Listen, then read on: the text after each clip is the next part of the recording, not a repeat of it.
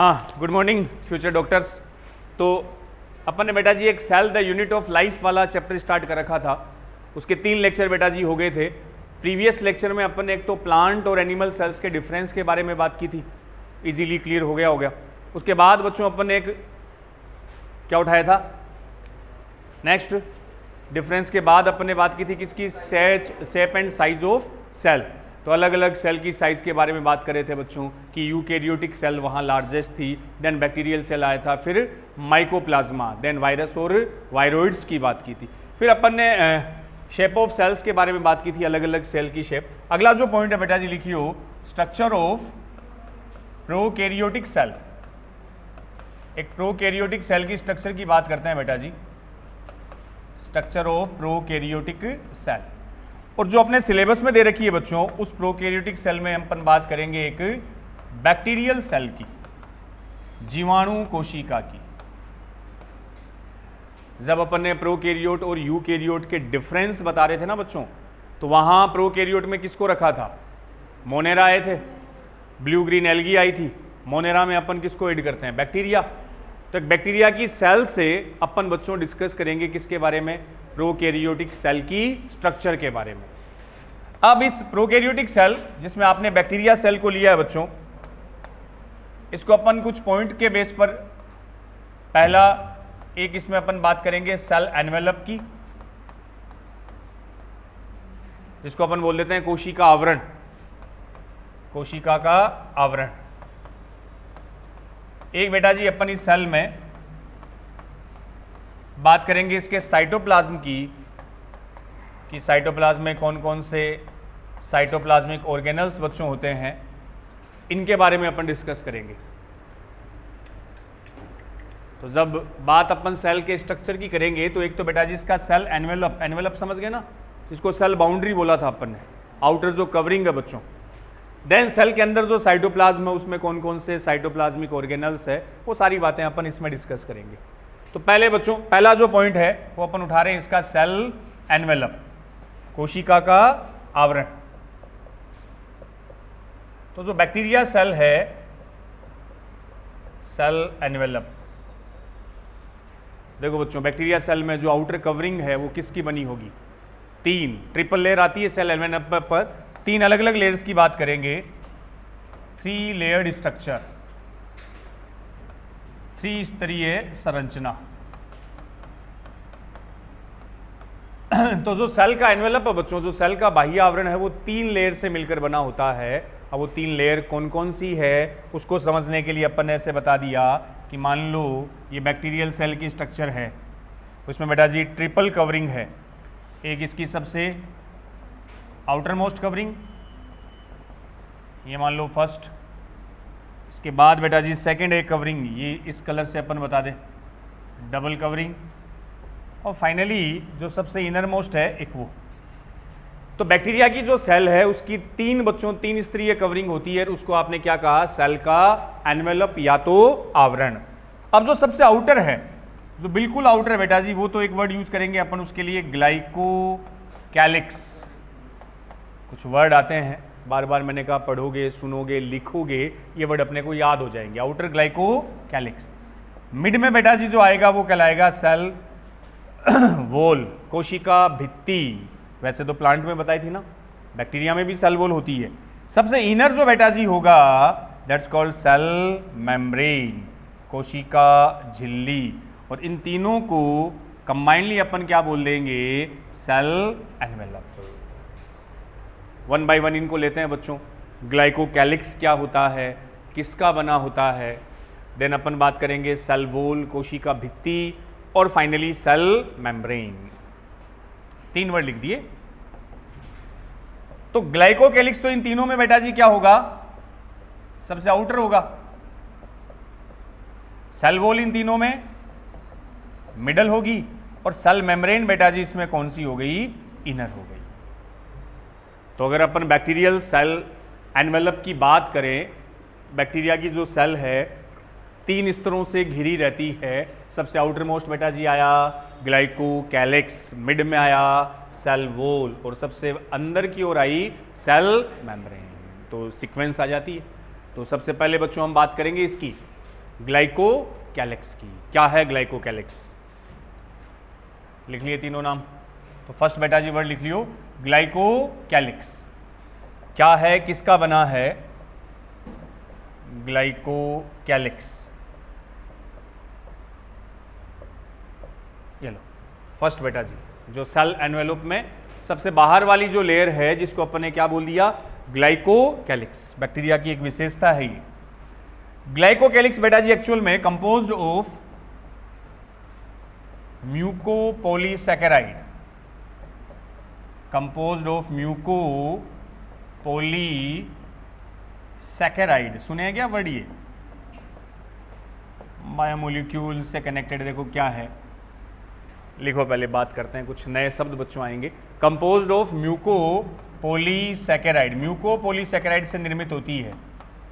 जो सबसे बाह्य आवरण है म्यूकोपॉलीसैकेराइड। क्या है? देखो म्यूकोपॉलीसैकेराइड से निर्मित होगा ग्लाइकोकैलिक्स। पॉलीसैकेराइड समझते हो? अरे तीन, अपन खाना खाते हैं बच्चों, जो खाना आप खा रहे हो ना, अपने फूड में तीन मेजर कंपोनेंट होते हैं, तीन मुख्य अवयव होते हैं आपके भोजन में। अपन बोलते हैं प्रोटीन, वसा, कार्बोहाइड्रेट। ये तो सुने ना। कार्बोहाइड्रेट जो होता है ना बच्चों, उसमें कई कैटेगरी होती है। जैसे ग्लूकोज नाम सुना है? ग्लूकोज होता है मोनोसैकेराइड। मोनो का मतलब मोनोमर, एक इकाई से बना। ऐसे कई ग्लूकोज आपस में जुड़ेंगे, दो इकाई जुड़ेगी तो आप बोलोगे डाइसैकेराइड। बहुत सारे आपस में जुड़ जाएंगे तो पॉलीसैकेराइड। पॉली का मतलब पॉलीमर, खूब सारे ग्लूकोज या कार्बोहाइड्रेट की इकाई। तो पॉलीसैकेराइड का मीन यहां हुआ कई सारे मोनोसैकेराइड जुड़ गए, और मोनोसैकेराइड, ओलिगोसैकेराइड और पॉलीसैकेराइड एक्चुअल में क्या होते हैं बच्चों? कार्बोहाइड्रेट। ये कार्बोहाइड्रेट की बनी होती है। तो कार्बोहाइड्रेट का एक टाइप है म्यूकोपॉलीसैकेराइड। पॉलीसैकेराइड का मतलब कार्बोहाइड्रेट। उसमें जैसे मैंने ग्लूकोज बोला, एक इकाई है तो मोनोसैकेराइड बोलोगे, दो है तो डाइसैकेराइड हो गई, और कई सारी यूनिट आपस में जुड़ जाए then we called polysaccharide. Poly का मतलब ही खूब सारे, उसको पॉली बोल दोगे आप। तो ग्लाइकोकैलिक्स जो सबसे बाह्य मेम्ब्रेन है बेटा जी, आउटर कवरिंग है, जो बना किसका है? म्यूकोपॉलीसैकेराइड, जो एक तरह से कार्बोहाइड्रेट। अब ग्लाइकोकैलिक्स भी है, ये भी बेटा जी दो टाइप की होती है। थिकनेस के बेस पर, बेस्ड ऑन थिकनेस, मोटाई के बेस पर, स्ट्रक्चर के बेस पर इसको दो टाइप में डिवाइड करते हैं। एक ग्लाइकोकैलिक्स में तो लिखियो स्लाइमी लेयर, एक बेटा जी कहलाएगा capsule. Slime layer and capsule, ये थिन लेयर होती है एंड लूजली फोल्ड लेयर, और जो कैप्सूल है बेटा जी, संपूर्ण जिसको बोलते हैं, ये थिक और रिजिड लेयर होती है। तो ग्लाइकोकैलिक्स भी अलग अलग बैक्टीरिया में दो प्रकार की होती है मोटाई के बेस पर। कुछ जीवाणुओं की ग्लाइकोकैलिक्स बेटा जी पतली है, उस पतली ग्लाइकोकैलिक्स को क्या नाम दिया? Slimy layer. और किसी में ये ग्लाइकोकैलिक्स थिक होता है, कंपैरेटिवली मोटी होती है, वहां इसको क्या नाम देंगे? कैप्सूल। कैप्सूल के लिए हिंदी वर्ड आता है संपुट, इसको संपुट बोलेंगे। तो क्या कहा अपन ने? सुनो देखे, बैक्टीरिया की आउटर कवरिंग ग्लाइकोकैलिक्स, जो कार्बोहाइड्रेट है। कार्बोहाइड्रेट कौन सा है? पॉलीसैकेराइड है बच्चों। अब अलग अलग बैक्टीरिया में ये लेयर अलग अलग टाइप की होती है, और उसको हमने डिवाइड किया है किस बेस पर? इसकी मोटाई के बेस पर, थिकनेस के बेस पर। जहां ग्लाइकोकैलिक्स पतली है, थिन है, ढीली है, लूज का मतलब ढीली, लूज फोल्ड है, वहां ये कहलाती है स्लाइम लेयर। और बच्चों जहां ये मोटी होती है वहां आप इसको क्या बोलोगे? कैप्सूल बोलते हो, संपुट बोलते हो। अब देखो, जो कैप्सूल है और जो स्लाइम है, इनके फंक्शन की मैं बात करूं तो बेटा जी स्लाइम अगर लेयर है तो इसका कार्य क्या होगा? फंक्शन में लिख लियो, प्रोटेक्ट फ्रॉम और protect from desiccation and damage.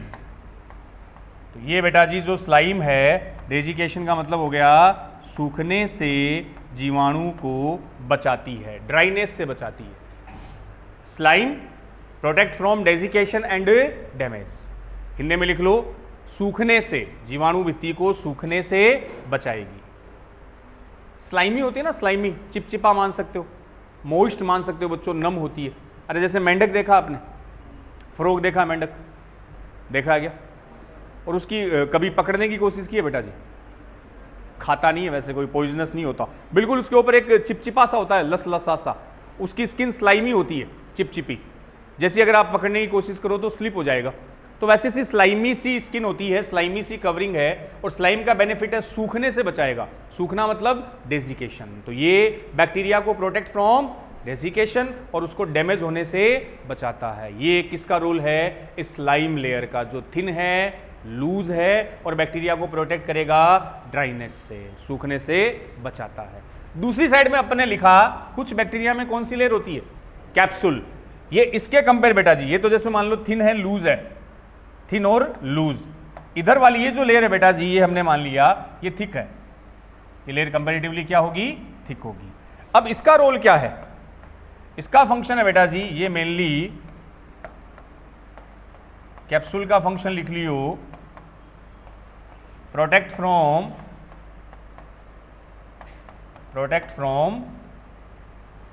Host immune system, protect from host immune system, परपोषी के प्रतिरक्षी तंत्र से बचाता है। देखो क्या है, परपोषी के प्रतिरक्षी तंत्र से बचाता है, परपोषी के प्रतिरक्षी तंत्र से बचाव करेगा कौन? कैप्सूल। लिखना है लाइन, फिर ये समझते हैं होस्ट कौन है, इम्यून सिस्टम क्या होता है। Protect from host body immune system. Immune system समझ गए बच्चों? And you know corona pandemic में नाम खूब सुना होगा कि जिसकी इम्यूनिटी स्ट्रॉन्ग है उसे, उस पर कोरोना का ज़्यादा effect. What do you mean by immunity? Immunity का मीन, हाँ, रेजिस्टेंस अगेंस्ट डिजीज, शरीर की रोग प्रतिरोधक क्षमता, रोगों से लड़ने की कैपेसिटी। अगर अपनी बॉडी में अलग अलग सिस्टम होते हैं बच्चों, मैंने कहा डाइजेस्टिव सिस्टम, तो आपके दिमाग में आ गया बॉडी का ऐसा सिस्टम जो फूड को डाइजेस्ट करेगा, डाइजेस्टेड फूड को एब्जॉर्ब करेगा। अपन ने बोला रेस्पिरेटरी सिस्टम, तो दिमाग में आ गया ब्रीदिंग, ऑक्सीजन लेना, CO2 छोड़ना। वैसे ही बच्चों एक आता है इम्यून सिस्टम। इम्यून सिस्टम जिसको हमने कहा प्रतिरक्षी तंत्र, नाम से ही ऐसा सिस्टम जो आपको रोगों से बचाए। अब बच्चों ऐसा नहीं होता, देखो पर डे, प्रतिदिन अपनी बॉडी में different 1000 type of bacteria, virus घुसते हैं। खूब एटमॉस्फेयर में खूब बैक्टीरिया घूम रहे हैं, अपन नेकेड आई से उनको देख नहीं पाते। तो हमेशा आपकी बॉडी में, आपकी बॉडी हजारों बैक्टीरिया से सामना करती है, एनकाउंटर होता है, खूब सारे बैक्टीरिया बॉडी में घुसते हैं। तो क्या रोज अपने को डिजीज होती है? नहीं होती, क्योंकि आपके पास कौन है? आपके पास एक ऐसा इम्यून सिस्टम है, एक ऐसी प्रोटेक्टिव कवरिंग है जो उन बैक्टीरिया पैथोजन से आपको बचाती है। तो इन जनरल अपने को डिजीज नहीं होती। हाँ, कई बार खूब सारे पैथोजन घुस जाए, हाई लेवल के पैथोजन आ जाए लाइक कोरोना या other type of virus, bacteria, जिससे इम्यून सिस्टम प्रॉपर फाइट नहीं कर पाता, और जब नहीं कर पाए तब आपको क्या हो सकती है? डिजीज हो सकती है। और इन जनरल आपको उन पैथोजन से बचाने वाला कौन? Immune system. यह आपकी बॉडी का प्रोटेक्टिव सिस्टम होता है, सुरक्षात्मक तंत्र होगा। अब बैक्टीरिया भी क्या करता है? बैक्टीरिया अपनी बॉडी में गया, मान लो बैक्टीरिया बेटा जी फूड के साथ गया, खाना जो आप खा रहे हो उस फूड के साथ, या पानी जो आप पी रहे हो उसके साथ कोई बैक्टीरिया आपकी बॉडी में चला गया। अब कहाँ गया? माउथ से आपकी एलिमेंट्री कैनाल, स्टमक में आ गया, और स्टमक में एक एसिड होता है, कौन सा? आमाशय में बेटा जी एक एसिड आता है HCl, हाइड्रोक्लोरिक एसिड। इसका भी काम वही है। ये HCl भी क्या करेगा? अगर फूड या वाटर के साथ कोई बैक्टीरिया आ गया तो उसको क्या कर देगा? खत्म कर देगा, ताकि आपके डिजीज ना हो। अब बच्चों अगर बैक्टीरिया खत्म ही हो रहा है तो किस बात का बैक्टीरिया फिर वो? जब वो डिजीज ही नहीं कर पा रहा है तो काय का बैक्टीरिया है? अब कुछ बैक्टीरिया में क्या होता है, अपनी बॉडी के इम्यून सिस्टम से बचने के लिए उनके पास किसकी कवरिंग होती है? कैप्सूल, जो एक ऐसी कवरिंग है, मोटी थिक कवरिंग है, जो एक्चुअल में उस बैक्टीरिया को होस्ट माने अपन, जिसकी बॉडी में जाएगा वो होस्ट है, उस होस्ट के इम्यून सिस्टम से उसको क्या करेगा? प्रोटेक्ट करेगा। तो बैक्टीरिया तो अपने आप को बचाएगा, जबकि आपका इम्यून सिस्टम उसको खत्म करने का कोशिश करेगा ताकि बॉडी में डिजीज ना हो। तो ऐसे बैक्टीरिया जिनमें थिक कैप्सूल है वो एक्चुअल में उन बैक्टीरिया को प्रोटेक्ट करते हैं, किससे? होस्ट बॉडी के इम्यून सिस्टम से, ताकि इम्यून सिस्टम उस बैक्टीरिया को खत्म नहीं कर पाए। इसमें आप HCl भी मान सकते हो, HCl से भी वो थिक लेयर उसको क्या करेगी? प्रोटेक्ट करेगी। समझ गए? और जिनमें कैप्सूल होता है, जिन बैक्टीरिया में कैप्सूल होता है उनको बेटा जी बोल देते हैं बैक्टीरिया विद कैप्सूल। सब में नहीं होता, जिन बैक्टीरिया में कैप्सूल होता है दैट्स कॉल्ड कैप्सूलेटेड बैक्टीरिया। इनको अपन क्या बोल देंगे? Capsulated bacteria. तो बच्चों कैप्सूलेटेड बैक्टीरिया के अपनी बॉडी में सर्वाइव करने के चांसेस ज्यादा होंगे, क्योंकि उसके पास ये थिक कवरिंग आ गई, कैप्सूल आ गई, जो इसे प्रोटेक्ट करेगा होस्ट के इम्यून सिस्टम से। समझ गए बात? और ये दोनों किसके मॉडिफिकेशन है? ग्लाइकोकैलिक्स। तो कैप्सूल युक्त जीवाणु क्या कहलाएगा? कैप्सूलेटेड कहलाएगा। फिर से वापस आओ, साथ साथ रिवाइज करते चलें पॉइंट टू पॉइंट। टाइम थोड़ा ज़्यादा लगेगा लेकिन सारे क्लियर होने चाहिए। हम बात करें एक प्रोकैरियोटिक सेल, जिसमें अपन ने किसका एग्जाम्पल उठाया है? एक बैक्टीरिया की सेल का उठाया बेटा जी। और सबसे पहले हमने उसकी जो बाह्य आउटर कवरिंग है जिसको सेल एनवेलप बोला, उसकी बात की। उसमें कितनी लेयर आ गई? 3। सबसे आउटर है ग्लाइकोकैलिक्स, उसी के बारे में हम बात कर रहे हैं। अब बात करेंगे अपन सेल वॉल की, और सबसे अंदर आएगी सेल मेम्ब्रेन। ग्लाइकोकैलिक्स है ग्लाइको, ग्लूकोज, कार्बोहाइड्रेट, किसका बना? म्यूकोपॉलीसैकेराइड, जो एक टाइप का कार्बोहाइड्रेट होता है। अब ये ग्लाइकोकैलिक्स भी बच्चों अलग अलग बैक्टीरिया में 2 टाइप की होती है, थिकनेस के बेस पर। जहां इसकी थिकनेस कम है वहां ये कहलाएगी स्लाइम लेयर, मॉइस्चर सी होती है, जो एक तरह से उस बैक्टीरिया को प्रोटेक्ट करेगी डेजिकेशन से, सूखने से, ड्राइनेस से। दूसरी कौन सी आ गई? कैप्सूल। कैप्सूल बेटा जी कंपैरेटिवली क्या होगी? थिक होगी। थिक है तो वो उस बैक्टीरिया को प्रोटेक्ट कर रहा है, किससे? होस्ट के इम्यून सिस्टम से, ताकि होस्ट की बॉडी में वो बैक्टीरिया क्या कर सके? जिंदा रह सके, खुद को सर्वाइव कर सके। और जिन बैक्टीरिया में बेटा जी कैप्सूल होगा वो क्या कहलाएंगे? कैप्सूलेटेड कहलाएंगे। क्लियर? तो मेनली आप बता सकते हो कैप्सूल जो है वो कौन से बैक्टीरिया में मिलेगी? जो पैथोजन होंगे। पैथोजन मतलब अपने में क्या करें? डिजीज करेंगे। डिजीज कोजिंग एजेंट, उनको क्या बोलोगे? पैथोजन, रोगाणु, जो आप में क्या उत्पन्न करें? रोग उत्पन्न करें। तो अपन कैप्सूल में एक ही लाइन में बेटा जी मेंशन कर लेंगे, कैप्सूल वाली साइड में ये जो कैप्सूल कवरिंग है, capsule mainly found in pathogenic bacteria. Pathogenic bacteria, रोगकारी जीवाणुओं में, रोगाणु या रोगकारी जीवाणुओं में पाई जाती है। पैथोजन रोगकारी, ऐसे बैक्टीरिया जिनमें रोग उत्पन्न करने की क्या हो? कैपेसिटी हो। तो capsule mainly found in pathogen type of bacteria. Capsule मुख्यतया उन बैक्टीरिया में मिलेगा जो कैसे होंगे? पैथोजेनिक होंगे, जो आप में क्या उत्पन्न कर सकते हैं? रोग उत्पन्न कर सकते हैं। उसको अपन बोल देंगे पैथोजेनिक बैक्टीरिया। आपकी बच्चों एलिमेंट्री कैनाल में भी बैक्टीरिया होते हैं जो आपके लिए बेनिफिशियल होते हैं। पढ़ के आए हो कुछ डाइजेशन वाले चैप्टर में? कौन सा? एक सीकम पार्ट आया था, सीकम। अरे 2 इंटेस्टाइन होती है आपके पास, स्मॉल एंड लार्ज। बड़ी कौन सी होती है? स्मॉल बड़ी होती है। नाम स्मॉल इंटेस्टाइन है, लेकिन बेटा जी लेंथ की अगर बात आए तो स्मॉल इंटेस्टाइन आपके एलिमेंट्री कैनाल का लॉन्गेस्ट पार्ट होता है। नाम छोटी आंत है लेकिन लेंथ इसकी लगभग 6 metre. Longest part of alimentary canal कौन होगा? Small intestine. तो हम स्मॉल और लार्ज क्यों बोलते हैं फिर? वो इसके विड्थ के बेस पर, इसकी चौड़ाई के बेस पर बोलते हैं। तो लार्ज इंटेस्टाइन की विड्थ ज़्यादा होती है, इसलिए आप उसको लार्ज बोलते हो। स्मॉल इंटेस्टाइन के 3 पार्ट होते हैं, ड्यूडिनम, जेजुनम, इलियम। और लार्ज के भी 3 पार्ट होते हैं, सीकम, कोलन, रेक्टम। सीकम में कुछ बैक्टीरिया मिलते हैं लाइक ई कोलाई, जो कुछ विटामिन को सिंथेसाइज करते हैं, विटामिन का संश्लेषण करते हैं। तो वो आपके लिए क्या हुए? बेनिफिशियल हुए। तो आपके एलिमेंट्री कैनाल में पहले से भी कुछ बैक्टीरिया है, लेकिन वो हमारे लिए क्या है?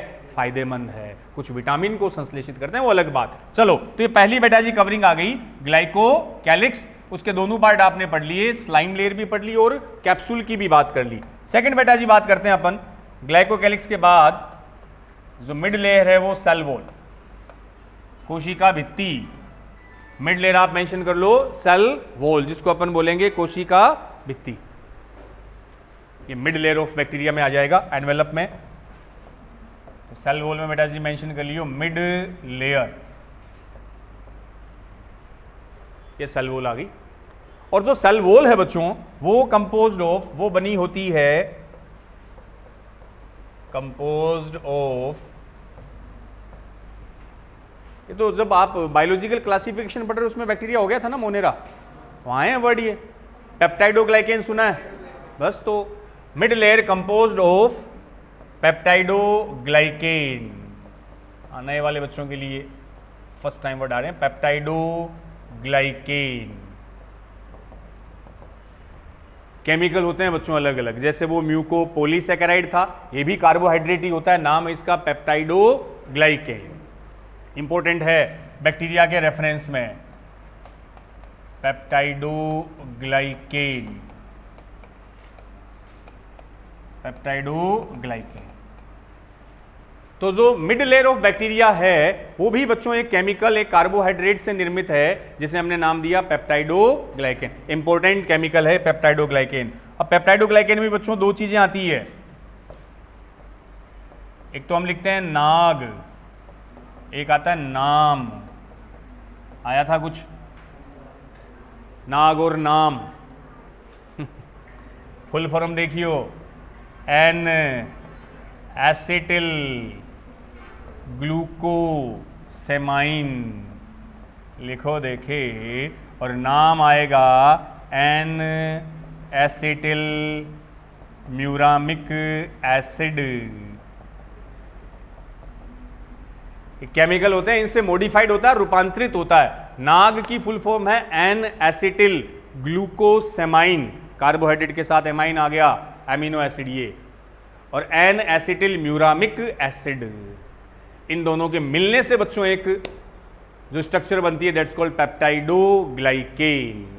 इसमें दोनों प्रेजेंट होते हैं, ऐसे NAG नाग, फिर आ गया नाम, फिर आ गया नाग, ऐसे एक सीक्वेंस में जुड़े रहते हैं। और इसी स्ट्रक्चर को जो सीक्वेंस में से जुड़ी रहे उसको बेटा जी बोल देंगे पेप्टाइडोग्लाइकेन, जो बना है दो स्ट्रक्चर का, जिसमें एक तो एन एसिटिल ग्लूकोसेमाइन। नए वाले बच्चे फिर बोल रहा हूँ मैं, थोड़ा सा लिखने की प्रैक्टिस डालियो, जब घर पे जाके रीडिंग लगाओ ना तो पेंसिल रखो हाथ में और बेटा जी बार बार इन वर्ड को लिखो, 4-5-6 बार लिखोगे, बोलोगे, सुनोगे, फिर गो थ्रू हो जाओगे, वर्ड अपने दिमाग में फिट हो जाएंगे। एन एसिटिल ग्लूकोसेमाइन, और नाम की फुल फॉर्म है एन एसिटिल म्यूरामिक एसिड। ये दोनों मिलकर क्या बनाते हैं? पेप्टाइडोग्लाइकेन। ऐसे अल्टरनेट अरेंज होते हैं, नाग फिर नाम फिर नाग फिर नाम, ये बीच में इनके बॉन्ड होते हैं, इन बॉन्ड से आपस में ये जुड़े रहते हैं। तो पहला आ गया वो ग्लाइकोकैलिक्स, दूसरी लेयर आ गई सेल वॉल जो बनी है पेप्टाइडोग्लाइकेन की। अब बच्चों सेल वॉल में ही देखो, वो ग्राम पॉजिटिव और नेगेटिव बैक्टीरिया इसी सेल वॉल पर डिपेंड करते हैं। तो सेल वॉल के अकॉर्डिंग अगली लाइन में आ रहे हैं अपन। पहले तो मैं इसका फंक्शन लिखा दूं कि सेल वॉल बेटा जी क्या करती है। तो पहला फंक्शन तो इसमें लिख लो, मेंटेन शेप ऑफ सेल, कोशिका की आकृति को बनाए रखती है, मेंटेन शेप ऑफ सेल। तो पहला काम सेल वॉल का लिखना, कोशिका की आकृति को बनाए रखती है। हार्ड टफ सी कवरिंग होती है तो उसकी शेप को मेंटेन रखती है, मेंटेन शेप ऑफ सेल। एक बेटा जी और इसका रोल है, फंक्शन है, protect from bursting and collapsing of cell. Burst का मतलब फटना, कोलैप्स का मतलब पिचकना, सिकुड़ना। तो ये सेल को फटने और पिचकने से भी बचाती है। दो बेटा जी रोल लिख लियो। सेल वॉल के दो मेजर फंक्शन जो है, पहला आ गया मेंटेन शेप ऑफ सेल, कोशिका की जैसी आकृति उसको मेंटेन रखेगा। जैसे आपकी बॉडी की जो शेप है इसको मेंटेन कौन रख रहा है? अपन ऐसे दिखते हैं, कोई गोलाकार थोड़ी है, कोई ट्रायंगुलर शेप नहीं है, कोई स्क्वायर नहीं है, एक बॉडी की फिक्स सी शेप होती है। इस शेप को मेंटेन रखने का काम आपके पास कौन कर रहा है? आपका स्केलेटन, कंकाल, हड्डियों का ढांचा। कितनी बोन्स आई थी? 206। वो आपकी शेप को बेटा जी क्या रखेगी? मेंटेन रखेगी। वैसे ही सेल, बैक्टीरिया की जो सेल है उसकी शेप को मेंटेन रखने का रोल किसका? सेल वॉल का। सेल वॉल उसको मेंटेन रखेगी and also prevent from bursting and collapsing. Outer tough covering है तो सेल को बस्ट होने से भी बचाएगी, फटने से, और उसको पिचकने से भी बचाएगी। तो बस्ट और कोलैप्स से प्रोटेक्ट करने वाला कौन? Cell wall. Next, cell wall के बाद बेटा जी आते हैं तो जा अगला इसमें बात करते हैं वो ग्राम पॉजिटिव नेगेटिव वाला। एक नोट डाल के लिख लेना बेटा जी। बेस्ड ऑन स्टेनिंग, अभिरंजन के आधार पर, और अभिरंजन देने वाले साइंटिस्ट थे बेटा जी ग्राम, इसके नाम पर ही इसको रख दिया। स्टेनिंग का मतलब अभिरंजन, कलर कि सेल का कैसा कलर आता है, सेल वॉल कैसे कलर की होती है, उसके बेस पर बेस्ड ऑन स्टेनिंग। और स्टेन देने वाला ग्राम साइंटिस्ट था, उसके नाम पर इसको बोल दिया बेटा जी। बेस्ड ऑन स्टेनिंग जो सेल वॉल है उसके बेस पर बैक्टीरिया की दो कैटेगरी आ गई, एक तो ग्राम पॉजिटिव बैक्टीरिया, एक बेटा जी कहलाएंगे ग्राम नेगेटिव बैक्टीरिया। तो बेस्ड ऑन स्टेनिंग, अभिरंजन के आधार पर सेल वॉल दो अलग अलग प्रकार से अभिरंजित होती है। बैक्टीरिया को दो श्रेणियों में डिवाइड कर दिया, पहले ग्राम पॉजिटिव और दूसरे ग्राम नेगेटिव। और ये जो स्टेनिंग है, अभिरंजन की मेथड है, वो देने वाले साइंटिस्ट कौन थे? ग्राम। तो उनके नाम पर बोल दिया ग्राम पॉजिटिव बैक्टीरिया और ग्राम नेगेटिव बैक्टीरिया। अरे कलर होता ना, बालों में मेहंदी लगाते हैं, हाथों में मेहंदी लगाई तो मेहंदी का कलर आ गया बेटा जी, वो स्टेन ही होता। जो आपको कलर दे वो एक तरह से क्या है? डाई लगाते हैं बाल काले करने के लिए, डाई भी एक तरह से क्या है? स्टेन। जो कलर दे वो स्टेन होता है। तो इन बैक्टीरिया को कलर देने के लिए एक मेथड यूज की थी, वो साइंटिस्ट थे ग्राम। अब उनके बेस पर बेटा जी दो बैक्टीरिया आ गए, पॉजिटिव और नेगेटिव। पॉजिटिव जो बैक्टीरिया है इनमें तो बेटा जी सेल वॉल सिंगल लेयर होती है, हाँ सिंगल लेयर्ड सेल वॉल। कोशिका भित्ति एक स्तरीय होती है और वो किसकी बनेगी? उसी पेप्टाइडोग्लाइकेन की। हेलो, इसमें तो लिख लो ग्राम पॉजिटिव में कोशिका भित्ति एक स्तरीय होती है, जो अभी आप बात कर रहे हो, सिंगल लेयर सेल वॉल, और बनी किसकी? पेप्टाइडोग्लाइकेन। ग्राम नेगेटिव में बेटा जी सेल वॉल डबल लेयर होती है। सेल वॉल में डबल लेयर्ड होंगे, दो स्तर, दो परतें होगी, इसमें जो आउटर है और जो इनर है, आउटर एंड इनर। तो ग्राम साइंटिस्ट ने स्टेन के बेस पर बैक्टीरिया को स्टेन करने की एक मेथड को इवोल्व किया था, उसको ग्राम स्टेनिंग बोल दिया बच्चों। तो जिन बैक्टीरिया में स्टेनिंग होती है वो पॉजिटिव है, जिनमें नहीं होगी वो नेगेटिव है।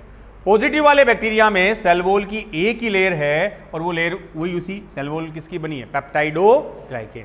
नेगेटिव में डबल लेयर है, जिसमें आउटर लेयर तो बनी होगी बेटा जी कंपोज्ड ऑफ लाइपो पॉलीसैकेराइड, लाइपोपोलीसैकेराइड, लाइपोपोलीसैकेराइड, दो पार्ट से मिलकर बना वर्ड है। और इनर बेटा जी वही कंपोज्ड ऑफ पेप्टाइडोग्लाइकेन, ये बना है कंपोज्ड ऑफ पेप्टाइडोग्लाइकेन। तो ग्राम पॉजिटिव और ग्राम नेगेटिव, ये दो टाइप के क्या आ गए? बैक्टीरिया की कैटेगरी आ गई। कुछ बैक्टीरिया ग्राम पॉजिटिव है और कुछ बेटा जी ग्राम नेगेटिव है। तो पॉजिटिव बैक्टीरिया में मेजर डिफरेंस ये होता है बच्चों, पॉजिटिव बैक्टीरिया में सेल वॉल की एक ही लेयर है, वो किसकी बनी? बस। नेगेटिव में लेयर है डबल, जिसमें आउटर है लाइपो। अब फिर से सुनो, लाइपो का मतलब लिपिड, पॉलीसैकेराइड बताया था अभी, कार्बोहाइड्रेट, कार्बोहाइड्रेट के साथ कौन आया? लिपिड, फैट आया। यहां वो किसका बना? पेप्टाइडोग्लाइकेन का। अब बच्चों जो ग्राम पॉजिटिव है उनमें स्टेन कैसे कलर के होंगे? ये पर्पल कलर आएगा। ये स्टेनिंग के बाद कैसा कलर दिखाएंगे? पर्पल। पर्पल कैसा होता है? वायलेट होता है ना, बैंगनी, हल्का बैंगनी मान सकते हो, वायलेट कलर, बैंगनी जैसा सा कलर होता है, वो पर्पल कलर, ये कलर ऐसा मान लो इसका लाइट सा होता है, ये पर्पल। तो ग्राम पॉजिटिव आपको कलर देंगे, वो कलर कैसा दिखेगा, पर्पल कलर, और उसमें ऐसा कलर विजिबल बाद में नहीं होता। तो पॉजिटिव नेगेटिव का डिफरेंस ये रहा। ये सेल वॉल कर कोशिका भित्ति पर डिपेंड करेगा, इसमें सिंगल लेयर है पेप्टाइडोग्लाइकेन, इसमें डबल है, आउटर लाइपो पॉलीसैकेराइड, इनर किसका बना, पेप्टाइडोग्लाइकेन का। तो बेटा जी पहला आउटर आ गया ग्लाइकोकैलिक्स, दूसरा आ गया सेल वॉल, थर्ड बेटा जी सबसे इनर लिख लो आप, सेल मेम्ब्रेन, कोशिका झिल्ली, सेल मेम्ब्रेन। थर्ड पॉइंट आप लिख लियो, सेल मेम्ब्रेन, कोशिका झिल्ली। स्टार्ट में पर्पल होता लेकिन बाद में वहां बताया होगा उसको वॉश करते हैं KI से, तो पर्पल कलर डिसअपियर हो जाता है। बैक्टीरिया वाले में बताया गया, यहां नहीं बताया, तो इसमें इतना याद रख लो, पॉजिटिव पर्पल कलर देगा, नेगेटिव में वैसा कलर अपीयर नहीं होगा। उसको एक तरह से कलर ले सीख लो, स्टार्ट में तो पर्पल आता है, लेकिन उसको यहां इतना आप डिफरेंस याद रख लो, पॉजिटिव आपको कैसा कलर दे देगा, पर्पल। अब सेल मेम्ब्रेन बेटा जी जो सबसे इनर लेयर है, और इसको यूनिवर्सल लेयर बोलते हैं, सार्वत्रिक झिल्ली या स्तर, यूनिवर्सल मेम्ब्रेन। यूनिवर्सल का मतलब हर टाइप की सेल में मिलेगी, चाहे प्लांट सेल हो, एनिमल सेल हो, बैक्टीरिया की सेल हो, सभी सेल में बेटा जी आपको कौन दिखाई देगा, सेल मेम्ब्रेन। तो हमने इसको क्या नाम दे दिया, यूनिवर्सल मेम्ब्रेन। ये होती है सार्वत्रिक झिल्ली, found in all type of cell, found in all types of cell, हर प्रकार की कोशिका में उपस्थित होती है, सभी प्रकार की सेल्स में क्या होगी, उपस्थित होगी सेल मेम्ब्रेन। अब जैसे सेल वॉल की बात आई, तो सेल वॉल एनिमल सेल में नहीं है, वो सब में नहीं होती। हाँ, सेल मेम्ब्रेन अगर मैं बात करूं प्लांट सेल में भी आएगी, अपनी एनिमल सेल में भी आएगी, और बैक्टीरिया सेल में आप पढ़ ही रहे हो, सभी में प्रेजेंट होती है। इसलिए बेटा जी इसके लिए क्या वर्ड आया, यूनिवर्सल मेम्ब्रेन, सार्वत्रिक झिल्ली, जो सब में क्या होगी, प्रेजेंट। तो 3 एनवेलप की अपन ने बात कर ली, glycocalyx, cell wall and cell membrane. अब एक बेटा जी एनसीईआरटी की लाइन है, नोट लगा के अपन लिखेंगे NOTE, नोट लगा के लाइन मेंशन करेंगे, इनके फंक्शन से रिलेटेड है कि इंडिविजुअल जो इनका फंक्शन होगा, इंडिविजुअल और इंडिविजुअली सेल एनवेलप और layers perform specific function, perform specific function, कि कोशिका परतें इंडिविजुअली अलग अलग कार्य संपन्न करती है, स्पेसिफिक फंक्शन, बट कलेक्टिवली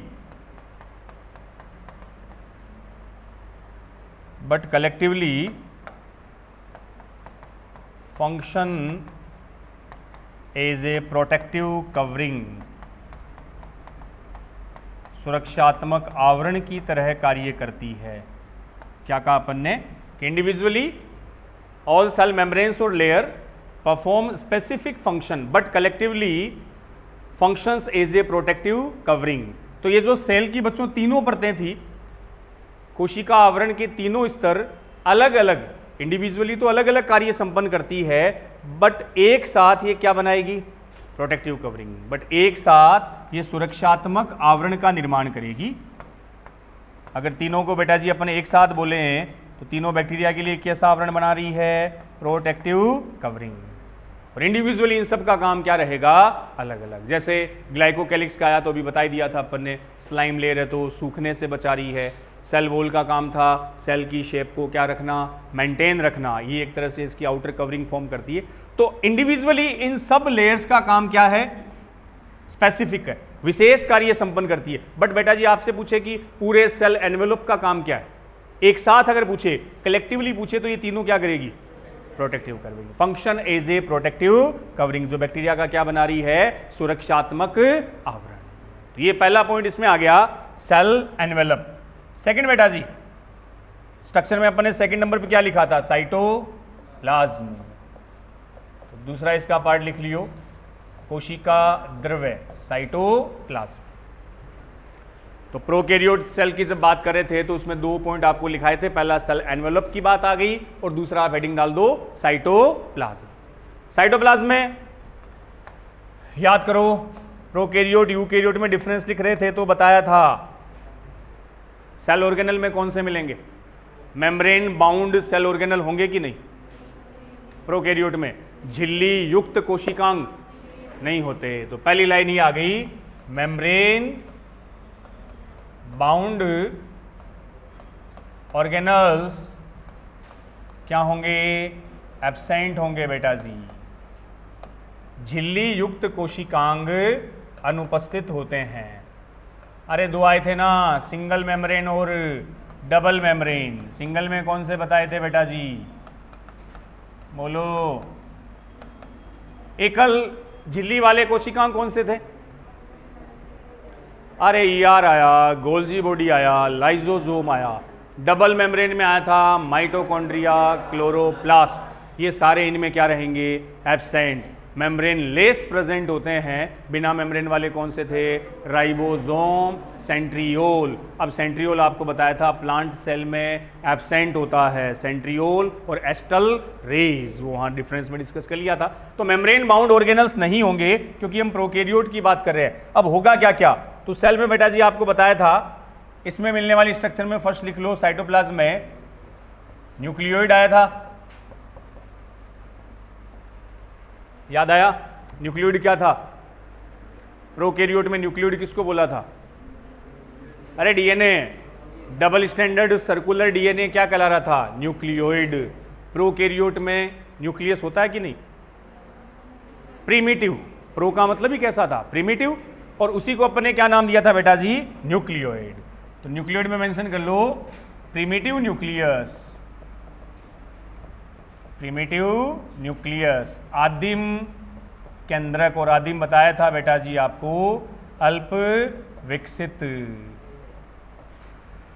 और ऐसा न्यूक्लियस जिसमें न्यूक्लियर मेम्ब्रेन नहीं होती, केंद्रक झिल्ली बता दी थी ना, इसमें न्यूक्लियर मेम्ब्रेन नहीं होगी, केंद्रक झिल्ली नहीं है। न्यूक्लियोलस केंद्रिका एब्सेंट, वो प्रोकैरियोट के डिफरेंस में आ गए थे, प्रिमिटिव न्यूक्लियस है। इसी को बेटा जी एक और नाम दिया था, ऑल्सो कॉल्ड, कौन से क्रोमोसोम, प्रोक्रोमोसोम, क्योंकि इसमें वास्तविक गुणसूत्र नहीं थे। ये कहलाएगा ऑल्सो कॉल्ड प्रोक्रोमोसोम। जीनोफोर भी वर्ड यूज कर लेते हैं। तो न्यूक्लियोइड जो इसमें कैसा आएगा, प्रिमिटिव न्यूक्लियस है बच्चों, आदिम प्रकार का केंद्रक है, क्योंकि प्रोकैरियोट्स का मेन डिफरेंस ही था, उसमें केंद्रक झिल्ली नहीं होती। और इसी प्रिमिटिव न्यूक्लियस को कहा जाता है प्रोक्रोमोसोम भी बोल देते हैं, इसी का दूसरा नाम। और न्यूक्लियोइड में बेटा जी डीएनए बता सकते हैं अपन, इसका मेन डीएनए था, ये मुख्य डीएनए होता है। और मुख्य डीएनए कैसा था, डबल स्टैंडर्ड के साथ बेटा जी सर्कुलर, वर्तुलाकार। डबल स्टैंडर्ड एंड कैसा था, सर्कुलर था। और डीएनए क्या होता है, क्या काम बताया था, ऐसा डबल स्टैंडर्ड के साथ बेटा जी कैसा था, सर्कुलर। अपने में कैसा, आपका डीएनए भी डबल स्टैंडर्ड लेकिन लीनियर होता है, रेखीय होता है, जबकि इसमें कैसा था, वर्तुलाकार। क्या बेटा जी आप में सर्कुलर डीएनए भी होता है कहीं, अपने माइटोकॉन्ड्रिया में डबल स्टैंडर्ड के साथ सर्कुलर, लेकिन मेन जो डीएनए वो कहाँ मिलेगा, मोर देन 95% डीएनए केंद्रक में होता है। और न्यूक्लियर वाला डीएनए आपका डबल स्टैंडर्ड के साथ लीनियर होगा। ये वाली शेप बेटा जी, ये लीनियर डीएनए था। डीएनए का काम क्या है, डीएनए जेनेटिक मटेरियल, आनुवंशिक पदार्थ जिसके पास जेनेटिक इंफॉर्मेशन होती है। आपका नाक सब में यही है, आंखें दोनों यही हैं, थोड़ी किसी में पीछे है, भगवान शिव की तरह बीच में आ गई। कान सबके यही है, आगे पीछे नहीं होते। सब में एक जेनेटिक मेकअप बेटा जी फिक्स होता है। सब में फिक्स क्यों होता है, उसके लिए रेस्पॉन्सिबल आपका डीएनए। ये सारी सूचना, नाक आगे रखना है, कान साइड में करने हैं, गुद्दी पीछे करनी है, ये सारी इंफॉर्मेशन किसके पास है, डीएनए के पास है, और ये डीएनए इसके बने होते हैं जीन, और बता रहा था मैं वही जीन है जो पेरेंट्स से ये इंफॉर्मेशन कहाँ लाएंगे, अपने अंदर लाएंगे। लेकिन एक छोटी सी बात भी बताई थी बच्चों, हम एज इट इज़ 100% अपने माता पिता के जैसे 100% नहीं होते, कुछ ना कुछ तो डिफरेंस होता है, और वो डिफरेंस ही क्या कहलाएगा, वेरिएशन, विभिन्नताएं। वो नए कैरेक्टर क्यों आते हैं, वो आगे की बातें वो भी डिस्कस करेंगे। यहाँ इतना याद रख लो कि जो भी इंफॉर्मेशन है, आनुवंशिक सूचना है, वो किसके पास है, डीऑक्सी राइबो न्यूक्लिक एसिड, और वो डबल स्टैंडर्ड के साथ कैसा है, सर्कुलर है। ये बैक्टीरिया का मेन डीएनए है जिसको हमने क्या नाम दिया, न्यूक्लियोइड, जो आपके न्यूक्लियस में होता है। अब यहाँ न्यूक्लियर मेम्ब्रेन तो है नहीं, तो इसको अपन ने ये नाम दे दिया। नेक्स्ट चलो अगला, तो साइटोप्लाज्म में फर्स्ट क्या लिखा, न्यूक्लियोइड लिखा। दूसरा बेटा जी साइटोप्लाज्म के कंपोनेंट ही लिख रहे हैं अपन। सेकेंड एक लिख लो प्लाज्मिड, ये भी बढ़ाया था। सेकेंड न्यूक्लियोइड के बाद साइटोप्लाज्म में दूसरा वर्ड लिख लो प्लाज्मिड। ये क्या है बताओ, बताया था ना उसी डायग्राम में।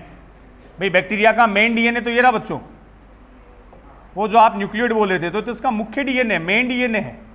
इसके अलावा एक छोटा डीएनए और बताया था, वो भी डबल स्टैंडर्ड और सर्कुलर। ये क्या था, प्लाज्मिड। मुख्य डीएनए के अतिरिक्त DNA other than main DNA क्या कहलाएगा, प्लाज्मिड। तो प्लाज्मिड को बोला जाता है, it's called extra chromosomal DNA. Extra chromosomal का मीन हो गया बेटा जी बाह्य गुणसूत्रीय डीएनए। ये क्रोमोसोम के अलावा होता है, मेन डीएनए अपना ये रहा, उसके अलावा ये प्लाज्मिड है। ये बेटा जी मेन डीएनए है, मुख्य डीएनए है, जिसको हमने क्या नाम दिया है, न्यूक्लियोइड। ये रहा। तो बैक्टीरिया में बच्चों जो मुख्य डीएनए है, जिसे आपने न्यूक्लियोइड कहा, उसके अलावा जो डीएनए उपस्थित होगा वो क्या कहलाएगा, प्लाज्मिड कहलाएगा। और इसी को बोला गया एक्स्ट्रा क्रोमोसोमल डीएनए, बाह्य गुणसूत्रीय डीएनए, जो डीएनए के क्या है, क्रोमोसोम के एक्स्ट्रा होता है, साइटोप्लाज्म में होता है। ये सारा साइटोप्लाज्म ही है। और प्लाज्मिड में बच्चों लिख लियो साइटोप्लाज्मिक डीएनए, कोशिका द्रव्य में होता है सारा वैसे, तो इसी को एक्स्ट्रा न्यूक्लियर डीएनए भी बोल देते हैं। बाह्य केंद्रकीय डीएनए, हालांकि केंद्रक मेम्ब्रेन अलग से तो होती नहीं, उसको बोला जाता है बाह्य केंद्रकीय डीएनए। केंद्रक के बाहर एक्स्ट्रा में पाया जाता है ये। बाकी ज़्यादा बेस्ट वर्ड तो बेटा जी ये याद रख लियो, एक्स्ट्रा क्रोमोसोमल डीएनए। प्लाज्मिड ये comparatively smaller than main DNA, मुख्य डीएनए की तुलना में आकार में क्या रहेगा, छोटा, स्मॉलर देन मेन डीएनए। अब बात हुई आगे मुख्य डीएनए कौन सा है, ये रहा मुख्य डीएनए, जिसको क्या बोल रहे हो, न्यूक्लियोइड। वो मेन बड़ा डीएनए वो है। उसके अलावा साइटोप्लाज्म में कुछ छोटे डीएनए भी होते हैं, और वो छोटे डीएनए बच्चों क्या कहला रहे हैं, प्लाज्मिड कहला रहे। कैसा है प्लाज्मिड दिखने में, मेन डीएनए से छोटा, लेकिन बेटा जी ये भी डबल स्टैंडर्ड और सर्कुलर होगा, वर्तुलाकार होगा। डीएस का मतलब बच्चों डबल स्टैंडर्ड। डबल स्टैंडर्ड का मीन होता है द्विरज्जुकी। तो ये भी मेन डीएनए की तरह डबल स्टैंडर्ड और कैसा है, सर्कुलर है। एक्स्ट्रा क्रोमोसोमल है, जो गुणसूत्र के बाहर होगा, अलग से होगा, इसलिए उसको बोला बाह्य गुणसूत्रीय डीएनए। डबल स्टैंडर्ड के साथ सर्कुलर। डबल स्टैंडर्ड तो समझ गए ना। अरे अपने डीएनए में कितने रज्जुक हैं, एक बेटा जी ये मान लो, और एक ये रहा, तो दो स्टैंड हो गए डबल स्टैंडर्ड। ये दो है, एक मैंने येलो कलर से बताया कि लाइट रेड से, डबल स्टैंडर्ड डीएनए, और साथ में कैसा है, सर्कुलर। अब बच्चों काम क्या है, देखो मेन डीएनए के पास तो क्या रहेगी भाई, मेन डीएनए का काम तो क्या है, बोलो, वही डीएनए का काम, ये रहा न्यूक्लियोइड। बैक्टीरिया का मेन डीएनए है, क्या करेगा, इसके पास क्या होगी, उस बैक्टीरिया की जेनेटिक इनफॉर्मेशन, ये तो कैरी करता है जीवाणु की आनुवंशिक सूचनाओं को, आनुवंशिक सूचनाएं इसके पास होगी, सारी इंफॉर्मेशन। अपन अपने एग्जाम्पल से समझ लेते हैं। वो बता रहा था मैं हाइट कैसी है अपनी, आंखों का कलर कैसा है, ब्राउन है, ब्लैक है, या फिरंगियों की नीली आंखें भी होती है ना।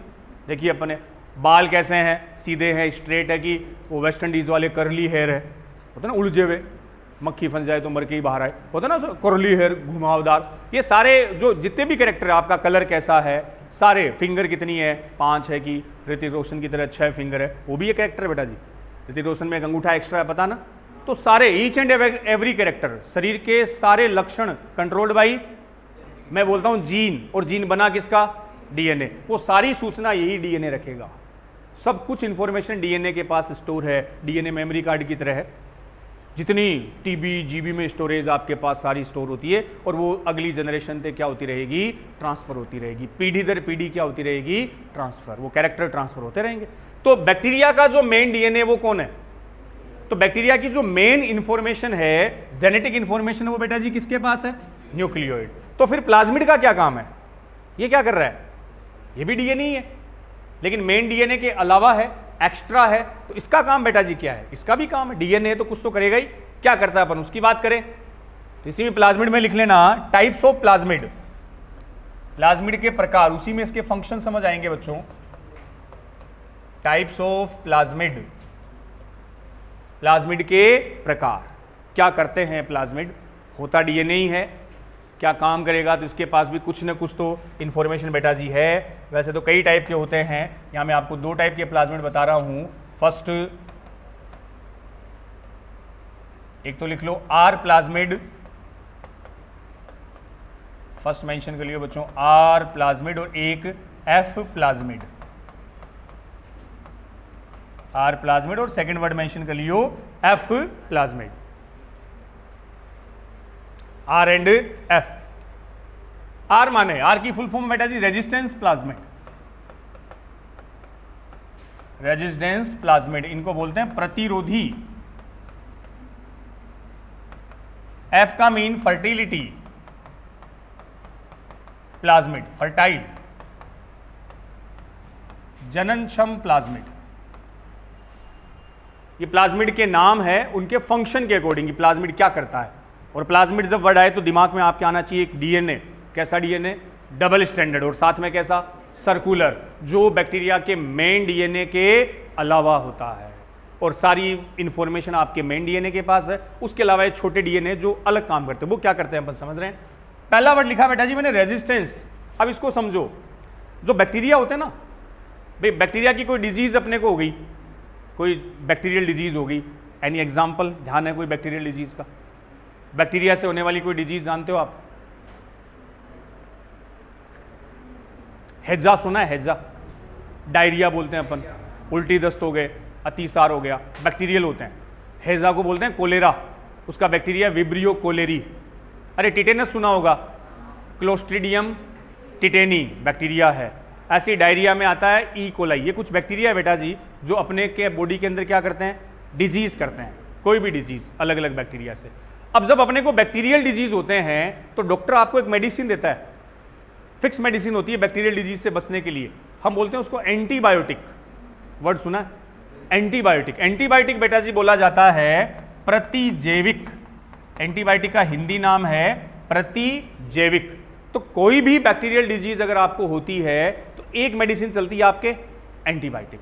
ये एंटीबायोटिक क्या करती है, अब सीधी सी बात है, बैक्टीरियल डिजीज से आपको बचाएगी। तो बच्चों एंटीबायोटिक जब बॉडी में जाएगी तो बैक्टीरिया की ग्रोथ को खत्म कर देगी, रोक देगी, या यूं बोलें एंटीबायोटिक की प्रेजेंस में बैक्टीरिया की ग्रोथ नहीं होगी। अगर मैंने एंटीबायोटिक डाल दिया, अब जीवाणु वृद्धि नहीं कर पाएगा और बिना ग्रोथ के अपने को फिर वो डिजीज नहीं होगी। तो बैक्टीरिया से बचने के लिए क्या यूज की जाती है, एंटीबायोटिक्स। होता है कोरोना में भी एक एमोक्सिसिलिन, कई वर्ड आए थे, ये एंटीबायोटिक्स होते हैं। हालांकि कोरोना बैक्टीरियल डिजीज नहीं है, कोरोना वायरल डिजीज है। कोविड-19 जिसको आप बोलते हो, कोरोना वायरस डिजीज 19 मतलब 2019 दिसंबर में इसका पहला पेशेंट अपने चाइना के वुहान में मिला था। अब तो इसका एक नया वेरिएंट डेल्टा वेरिएंट बच्चों बता रहे हैं आ रहा है अगली लहर के साथ। वायरस क्या होते हैं, बोलते हैं ना वायरस जो होते हैं ना वो अपनी शेप को जल्दी चेंज करते हैं। वायरस बार बार अपनी शेप को बदलता रहता है, इसीलिए बोलते हैं, आपने एक एड्स डिजीज सुनी होगी, एड्स का पैथोजन है HIV, human immuno deficiency virus, इसलिए बेटा जी बोलते हैं एड्स लाइलाज है, क्योंकि एड्स का भी वायरस रेगुलर अपनी शेप को चेंज करता रहेगा। वही काम कोरोना कर रहा है, पहले शेप अलग थी, अब उस शेप के अकॉर्डिंग आपकी बॉडी ने एंटीबॉडी बना ली, उसने अपनी शेप, चालाक वायरस होते हैं, टाइम टू टाइम अपनी शेप को बदलते रहते हैं। शेप बदल जाएगी तो इम्यून सिस्टम की पुरानी एंटीबॉडी उसके अगेंस्ट कोई काम, अरे पहले सिलेबस अलग था, आपने उस सिलेबस की तैयारी की, एग्जाम तक आते आते बताया ये चैप्टर तो हट गए, नए चैप्टर आ गए, नए आ गए तो फिर से अपने को वापस वही पढ़ना पड़ेगा। वही चीज़ बॉडी में, तो इम्यून सिस्टम ने एंटीबॉडी बना ली, लेकिन वायरस ने अपनी शेप चेंज कर ली, हम उसको वेरिएंट बोल देते हैं। पहली लहर में पहला था, दूसरी लहर में नया आ गया, अब बोलते हैं एक तीसरा वेरिएंट आ गया। तो वेरिएंट का मतलब अपनी शेप को क्या कर रहा है, चेंज कर रहा है। तो बच्चों जो RNA होता है ना, देखो जेनेटिक मटेरियल दो होते हैं, ये DNA है, कुछ RNA में होता है, RNA ज़्यादा म्यूटेंट होता है, मतलब RNA में चेंजेस जल्दी होते हैं, RNA फटाफट बदलता है। तो ऐसा कोई भी वायरस जिसका जेनेटिक मटेरियल RNA है, उससे वो अपनी वेरिएंट को फटाफट नया करेगा, और उसका इलाज बेटा जी कंपैरेटिवली नॉर्मल वायरस के कंपेयर टाइम ज़्यादा लगेगा, होगा ही नहीं, बदलता रहेगा। कुछ टाइम पहले एक स्वाइन फ्लू सुना होगा, स्वाइन फ्लू आया था, उससे पहले एक सार्स, आपने सुना कि नहीं सुना पता नहीं, सीवियर एक्यूट रेस्पिरेटरी सिंड्रोम। ये जितने भी वायरल डिजीज होते हैं ना, इनका इलाज कंपैरेटिवली धीमा होता है, ये बॉडी पर ज़्यादा हार्मफुल इफेक्ट डालते हैं। कोरोना भी एक टाइप का क्या आ गया, बर्ड फ्लू सुना होगा, वो भी वायरस था, उसी का मॉडिफाइड फॉर्म था स्वाइन फ्लू। ये सारे वायरल थे जो अपने रेस्पिरेटरी सिस्टम पर असर डालते हैं, और ये अपनी शेप को रेगुलर चेंज करते रहते हैं। तो एंटीबायोटिक जनरली यूज करते हैं किसके अगेंस्ट, और एंटीबायोटिक की प्रेजेंस में बैक्टीरिया की ग्रोथ नहीं होगी, खत्म हो जाएगा। जैसे आपने पेनिसिलिन सुना होगा, पहला ज्ञात antibiotic, first non antibiotic penicillin, वो भी एंटीबायोटिक है, बैक्टीरिया की ग्रोथ को रोकेगा। स्ट्रेप्टोमाइसिन कई टाइप के होते हैं। अब देखो क्या है, बैक्टीरिया ने भी क्या किया, अपनी बॉडी में धीरे धीरे चेंज कर लिए। जैसे एक एग्जांपल लेता हूं बच्चों, मॉस्किटो वाला, मच्छर, मक्खियां, मच्छर, कोई टाइम में DDT छिड़कते थे घरों में, आपने सुना भी नहीं होगा। हमारे टाइम में क्या होता है, एक DDT होता था, केमिकल होता था, उसको घरों में छिड़क देते थे, DDT से मक्खी और मच्छर खत्म हो जाते थे, मर जाते थे। आज DDT का मॉस्किटो पर कोई इफेक्ट, अरे पहले कछुआ छाप आती थी, देखिए आपने, कछुआ कोयल आती थी जलेबी की तरह हरे रंग की घुमी हुई सी, कछुआ छाप बोलते थे। उस कछुआ छाप को घर में जला दो, जलाते ही मच्छर गायब, इतना इफेक्टिव होता था, उसको देखते ही मच्छर वही खत्म हो जाता था, सुसाइड कर लेता, और तेरी क्या आ गया, अब नहीं बचूंगा, खत्म।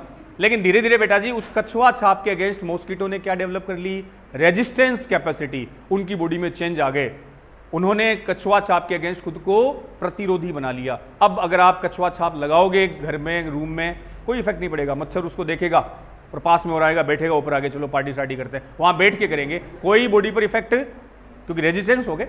तो जिन मॉस्किटो ने खुद की बॉडी में रेजिस्टेंस डेवलप कर लिया वो तो बच गए, और जिनमें रेजिस्टेंस नहीं आया वो उस कछुआ छाप से खत्म हो गए। तो आज अपन गुड नाइट, ऑल आउट वगैरह यूज करते हैं, आपने सुना होगा, हर बार एडवर्टाइज में बोला जाता है 5 गुना ज्यादा शक्ति के साथ आ रहा है, हर बार वो अपनी पावर को क्या करते हैं, बढ़ा रहे हैं। क्यों? क्योंकि मॉस्किटो भी बराबर में क्या डेवलप कर रहा है, रेजिस्टेंस डेवलप कर रहा है। तो जिनमें रेजिस्टेंस आ गया वो खत्म नहीं होंगे, और जिनमें रेजिस्टेंस नहीं आया वो खत्म हो गए। तो ऐसा ही बच्चों क्या हुआ, बैक्टीरिया के अगेंस्ट आपने क्या यूज की, एंटीबायोटिक, करते गए, एंटीबायोटिक आती, बैक्टीरिया बेचारा खत्म हो रहा था। अब धीरे धीरे बैक्टीरिया के दिमाग में आया कि यार ऐसे अगर एंटीबायोटिक यूज होते रहे तो अपनी जनसंख्या, अपना अस्तित्व ही खत्म पड़ जाएगा, नाम ही नहीं रहेगा, कोई याद ही नहीं करेगा। तो धीरे धीरे बैक्टीरिया ने क्या किया, उस एंटीबायोटिक के अगेंस्ट क्या डेवलप कर ली, रेजिस्टेंस डेवलप कर ली। तो ये जैसे मान लो 2 बैक्टीरिया मैंने लिए बच्चों, एक बैक्टीरिया ऐसा है जिसमें वो रेजिस्टेंस है, वो जीन है, दूसरे में रेजिस्टेंस नहीं है। अब मैंने इनको किस में डाल दिया, एंटीबायोटिक में डाल दिया, या इनके मीडियम में मैंने क्या मिला दी, एंटीबायोटिक। तो ये वाला बैक्टीरिया कोई इफेक्ट नहीं पड़ेगा, ग्रोथ करेगा, क्योंकि उसमें एंटीबायोटिक के अगेंस्ट क्या है, वो रेजिस्टेंस जीन है जो उस एंटीबायोटिक में भी उसको सर्वाइव करवाएगी। जिसमें रेजिस्टेंस जीन नहीं है वो बैक्टीरिया खत्म हो जाएगा। क्लियर? तो जो रेजिस्टेंस कैपेसिटी है वो बैक्टीरिया को किससे मिली, उसके प्लाज्मिड से मिली, और इस प्लाज्मिड को आपने क्या नाम दे दिया, आर प्लाज्मिड, रेजिस्टेंस प्लाज्मिड। किसके अगेंस्ट रेजिस्टेंस, एंटीबायोटिक के अगेंस्ट। तो इसलिए जिन बैक्टीरिया में ये वाला प्लाज्मिड होगा उन पर एंटीबायोटिक का कोई इफेक्ट, वो एंटीबायोटिक की प्रेजेंस में भी क्या करेगा, ग्रोथ करेगा। और बेटा जी जिनमें ये प्लाज्मिड नहीं है वो एंटीबायोटिक की प्रेजेंस में क्या हो गया, खत्म हो जाएगा। बात समझ में आई। अब ये रेजिस्टेंस अलग अलग एंटीबायोटिक की अलग अलग होती है। एक एग्जांपल में लिखा दूं, आर प्लाज्मिड का लिख लो बेटा जी, इसके नीचे क्या कहना चाह रहा है ये, जाओ भाई, चलो इसमें बेटा जी लिख लो, आर प्लाज्मिड में के नीचे provide resistance capacity against antibiotic, antibiotic के विरुद्ध, प्रतिजैविक के विरुद्ध प्रतिरोधकता प्रदान करते हैं, प्रतिजैविक के विरुद्ध प्रतिरोधकता प्रदान करते हैं। तो ऐसे प्लाज्मिड जिनको आपने क्या नाम दिया, आर वर्ड यहां स्टैंड कर रहा है किसके लिए, रेजिस्टेंस के लिए, प्रतिरोधकता के लिए। तो प्रोवाइड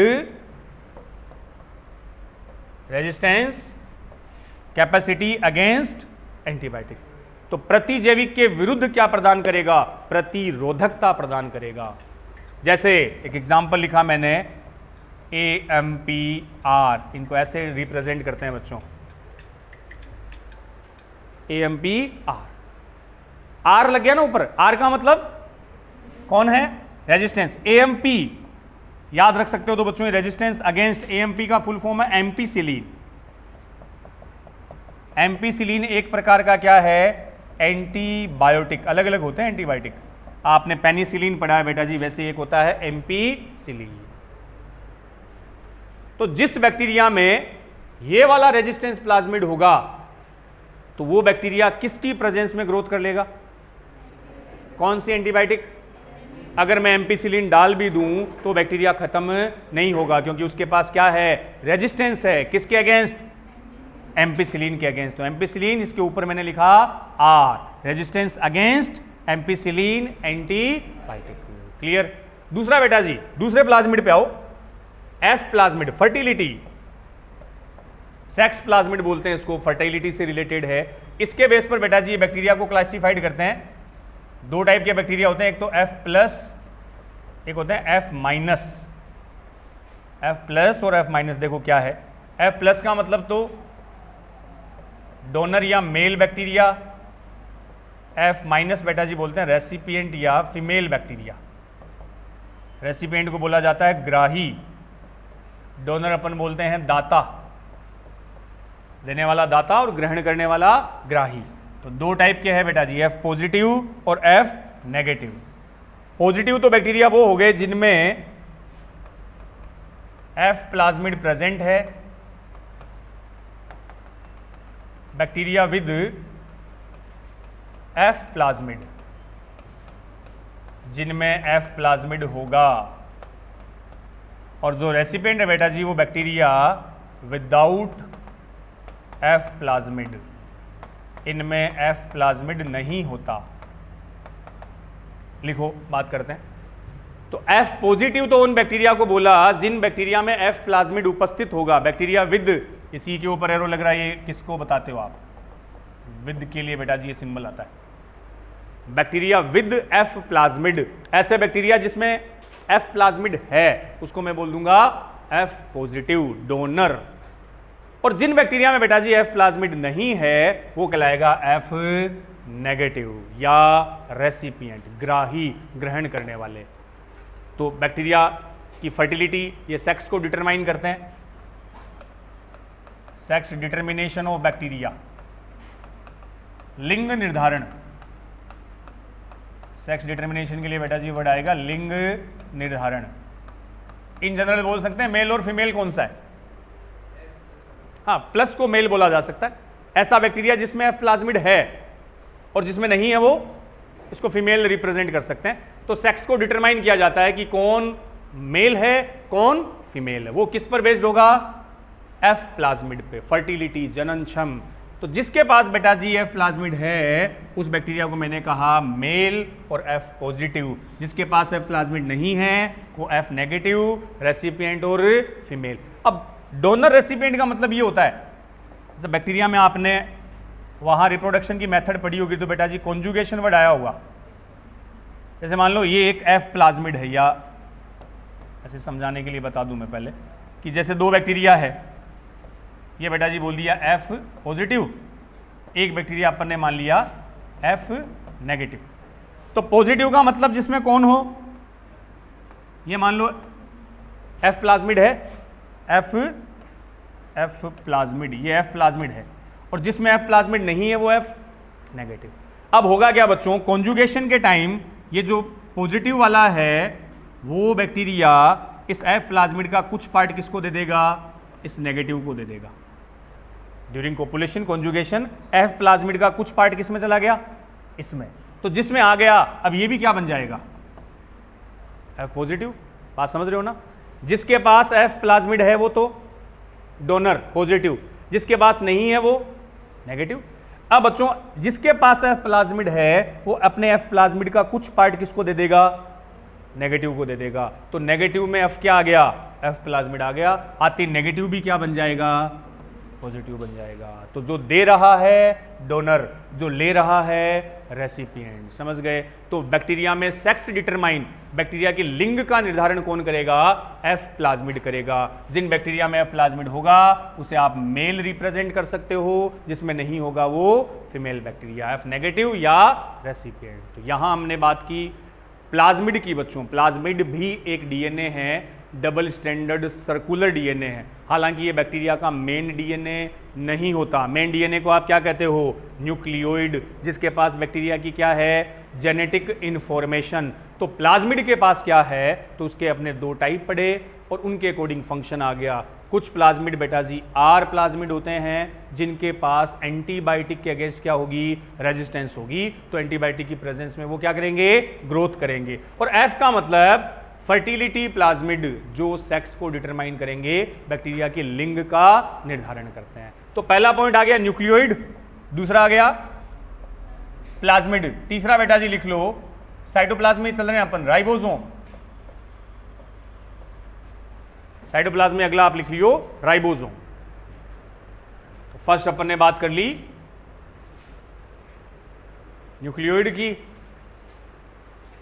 न्यूक्लियोइड के बाद सेकंड ये आ गया था प्लाज्मिड, एक्स्ट्रा क्रोमोसोमल डीएनए। अब थर्ड बेटा जी अपन पॉइंट उठा रहे हैं राइबोसोम। याद आएगा, सिंगल मेम्ब्रेन होते हैं कि डबल मेम्ब्रेन होते हैं, डुक्के मारूंगा मैं। मेम्ब्रेन होते तो फिर प्रोकैरियोट में कहां से आते, प्रोकैरियोट तो मेम्ब्रेन लेस, मेम्ब्रेन बाउंड तो होते ही नहीं प्रोकैरियोट में, ये मेम्ब्रेन लेस झिल्ली विहीन कोशिकांग राइबोसोम, और एक लिखा था सेंट्रियोल। यहां राइबोसोम की बात करेंगे बच्चों। राइबोसोम जो कैसा है, झिल्ली विहीन, मेम्ब्रेन लेस साइटो ऑर्गेनल, झिल्ली विहीन कोशिकांग होते हैं, इनमें मेम्ब्रेन होती नहीं, तभी तो प्रोकैरियोट में आएंगे। मेम्ब्रेन लेस, याद करो जब प्रो और यूकैरियोट का डिफरेंस बता रहे थे तो प्रोकैरियोट में कैसे राइबोसोम थे, 70S, और यूकैरियोट में 80S। तो राइबोसोम आ गए झिल्ली विहीन, और जो इनका टाइप होता है प्रोकैरियोट में बेटा जी जो राइबोसोम होंगे वो 70S प्रकार के, इनका टाइप्स है 70S प्रकार के। S यहां इनकी यूनिट है बेटा जी स्वेदबर्ग, सेडिमेंटेशन यूनिट बोलते हैं, स्वेदबर्ग इकाई 70S। राइबोसोम दिमाग में आती, कौन सा फंक्शन, क्या करते हैं राइबोसोम, इसको सेल की प्रोटीन फैक्ट्री बोलते हो, प्रोटीन का कारखाना, क्योंकि ये क्या बनाएंगे, प्रोटीन बनाएंगे। तो राइबोसोम एक्चुअल में बेटा जी protein factory of cell, protein factory of cell, इसे कोशिका का प्रोटीन का कारखाना कहा जाता है, क्योंकि इसका मेन रोल ही क्या बनाना, प्रोटीन बनाना। तो राइबोसोम बेटा जी लिख लेना प्रोटीन फैक्ट्री ऑफ सेल। जैसे माइटोकॉन्ड्रिया को आप कहते हो सेल का पावर हाउस, जहां क्या बनेगी, एनर्जी, एटीपी, वैसे ये प्रोटीन की क्या है, फैक्ट्री, प्रोटीन का कारखाना, प्रोटीन बनाएंगे। अब हमने लिखा बेटा जी राइबोसोम है 70S प्रकार के। तो जब राइबोसोम की स्ट्रक्चर पढ़ते हैं तो इस राइबोसोम की बेटा जी 2 यूनिट होती है। राइबोसोम को 2 इकाइयों में डिवाइड किया जाता है, 2 यूनिट। एक तो होती है छोटी इकाई, ऐसे ही लिख लो स्मॉल यूनिट। एक बेटा जी आती है लार्ज यूनिट, छोटी इकाई और बड़ी इकाई। यहां छोटी इकाई होती है 30s और बड़ी इकाई होती है 50s की। मैथ्स नहीं लगाना, यहां मैथ्स लगाओगे 30 + 50 तो सर 80 हो गया, और यहां तो टोटल 70 होता है। ऐसा क्यों होता है वो भी समझा दूं मैं। तो राइबोसोम जो है वो सेल की प्रोटीन फैक्ट्री है, मेम्ब्रेन लेस होते हैं बच्चों, झिल्ली विहीन है, और टाइप कैसे हैं यहाँ 70s प्रकार के हैं, जिन्हें बोला गया कौन सी, एस माने यहाँ स्वेदबर्ग इकाई। और इस राइबोसोम की 2 इकाई होती है, एक छोटी इकाई और दूसरी बड़ी इकाई। तो बेटा जी राइबोसोम की स्ट्रक्चर जब देखोगे ना, एक उसकी स्मॉल यूनिट आएगी, एक राइबोसोम की लार्ज यूनिट आएगी, ऐसे आपस में फ्यूज हो जाती है। और जब राइबोसोम फ्यूज हो गया तो ऐसे सी स्ट्रक्चर बन जाएगी बच्चों, लार्ज और इसकी स्मॉल यूनिट, ये राइबोसोम होते हैं। अब देखो अलग अलग जब अपन इसको एरिया बच्चों मेंशन करेगा ना, तो जो स्मॉल यूनिट है ये वाली छोटी इकाई, इसको अलग से देखा जाएगा तो ये होगी 30s, ध्यान से सुनना। और लार्ज यूनिट जब अलग रहेगी, ये वाली, ये लार्ज यूनिट है, ये बेटा जी कितनी होगी 50s। अब जब दोनों आपस में जुड़ जाएगी, अटैच हो जाएगी, तो देखो जुड़ने के बाद बच्चों क्या होता है, इसका कुछ एरिया अंदर आ जाता है। जैसे स्मॉल यूनिट को ये लार्ज यूनिट आके अटैच किया तो कुछ पार्ट क्या आ गया, अंदर आ गया, और जो अंदर आ गया उसे बेटा जी कैलकुलेट नहीं करते, इसकी सरफेस को कैलकुलेट किया बस इतना ही, ये और ये। तो अब जब ओवरऑल आप करोगे तब कितना होगा 70s, लेकिन जब मैं यूनिट को अलग अलग कर दूंगा तब एक 50s और दूसरी 30s, तो वैसे अपन 70s बोलेंगे। और दूसरा जो राइबोसोम था वो कितने टाइप का था, 80s था, वो यूकैरियोट में देखेंगे उसमें 60s और 40s, तो टोटल वहां 100 होगा, लेकिन ओवरऑल वो कितना बोला जाता है 80s टाइप ऑफ राइबोसोम। तो यहां ये कौन सा है 70s। अब राइबोसोम में बच्चों एक इंपॉर्टेंट बात, नीट का क्वेश्चन है, एक वर्ड लिखोगे आप पोली राइबोसोम। राइबोसोम में चल रहे हैं अपन, पोली राइबोसोम, नीट 18 का क्वेश्चन था।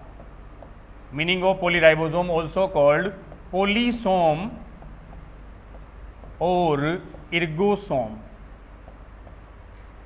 एक वर्ड लिखियो क्या है, ये तीनों का एक ही मीन है, पोलीसोम, पोलीराइबोसोम और इर्गोसोम। नीट में पूछा था, बिल्कुल एनसीईआरटी का। ये प्रोकैरियोट सेल पूरा करा दूं, फिर अपन अगले उससे नेक्स्ट लेक्चर में एनसीईआरटी की रीडिंग लगाएंगे। तो क्लास में एनसीईआरटी लेके आना, और जितना टॉपिक हो जाए उससे रिलेटेड जो भी 10-15 क्वेश्चन है वो साथ साथ अपन क्या करेंगे, प्रैक्टिस करेंगे। तो बीच में अपन एक लेक्चर वो रखेंगे बच्चों, एनसीईआरटी की रीडिंग और प्रीवियस ईयर एग्जाम के क्वेश्चन। तो टॉपिक वाइज जैसे प्रोकैरियोट पूरा हो जाएगा कल, तो या तो कल ही नहीं नेक्स्ट डे अपन एनसीईआरटी उतनी पढ़ेंगे क्लास में, और उसके क्वेश्चन अपन सोल्व करेंगे, फिर अपन आगे चलेंगे, ऐसे स्टेप बाय स्टेप चलेंगे, पूरा पॉइंट क्लियर करते हुए। तो पोलीराइबोसोम, पोली का मतलब ही बच्चों एक से ज्यादा, कई राइबोसोम आपस में जुड़ गए। पोली का मतलब खूब सारे राइबोसोम। कहां जुड़ते हैं, क्या इनका रोल है बेटा जी, देखो पोलीराइबोसोम जिसको अपन पोलीसोम भी बोलते हैं, ऑल्सो कॉल्ड इर्गोसोम, है क्या, इसमें मैनी राइबोसोम, खूब सारे राइबोसोम, प्लस सिंगल mRNA, लिखना वर्ड, कई राइबोसोम के साथ एक mRNA। mRNA बेटा जी बोला जाता है मैसेंजर RNA। मैसेंजर RNA को हिंदी में बोलते हैं संदेश वाहक RNA, मैसेज देने वाला। क्या है, क्या रोल है इसका, अभी देखो लिख लो। तो कई राइबोसोम और एक mRNA मिलकर क्या कहलाएंगे,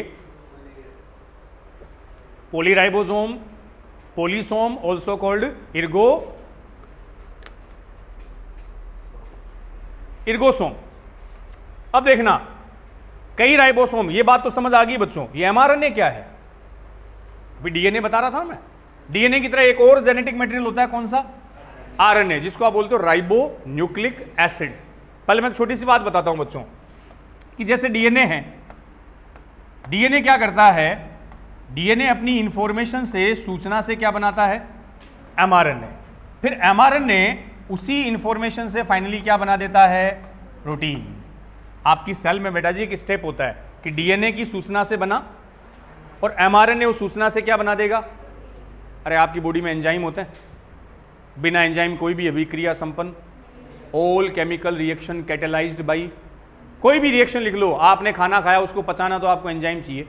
CO2 पानी में जाएगी, ट्रांसपोर्ट होगी तो एंजाइम, बिना एंजाइम बॉडी की कोई भी रिएक्शन पॉसिबल, कोई भी रिएक्शन पॉसिबल नहीं है। हर रिएक्शन के लिए आपको क्या देना पड़ेगा, और सारे तो नहीं, ऑलमोस्ट एंजाइम किसके बने होते हैं, प्रोटीन के। एंजाइम किसके बने हैं, तो बच्चों प्रोटीन आपको बनाना पड़ेगा, और बिना राइबोसोम के प्रोटीन।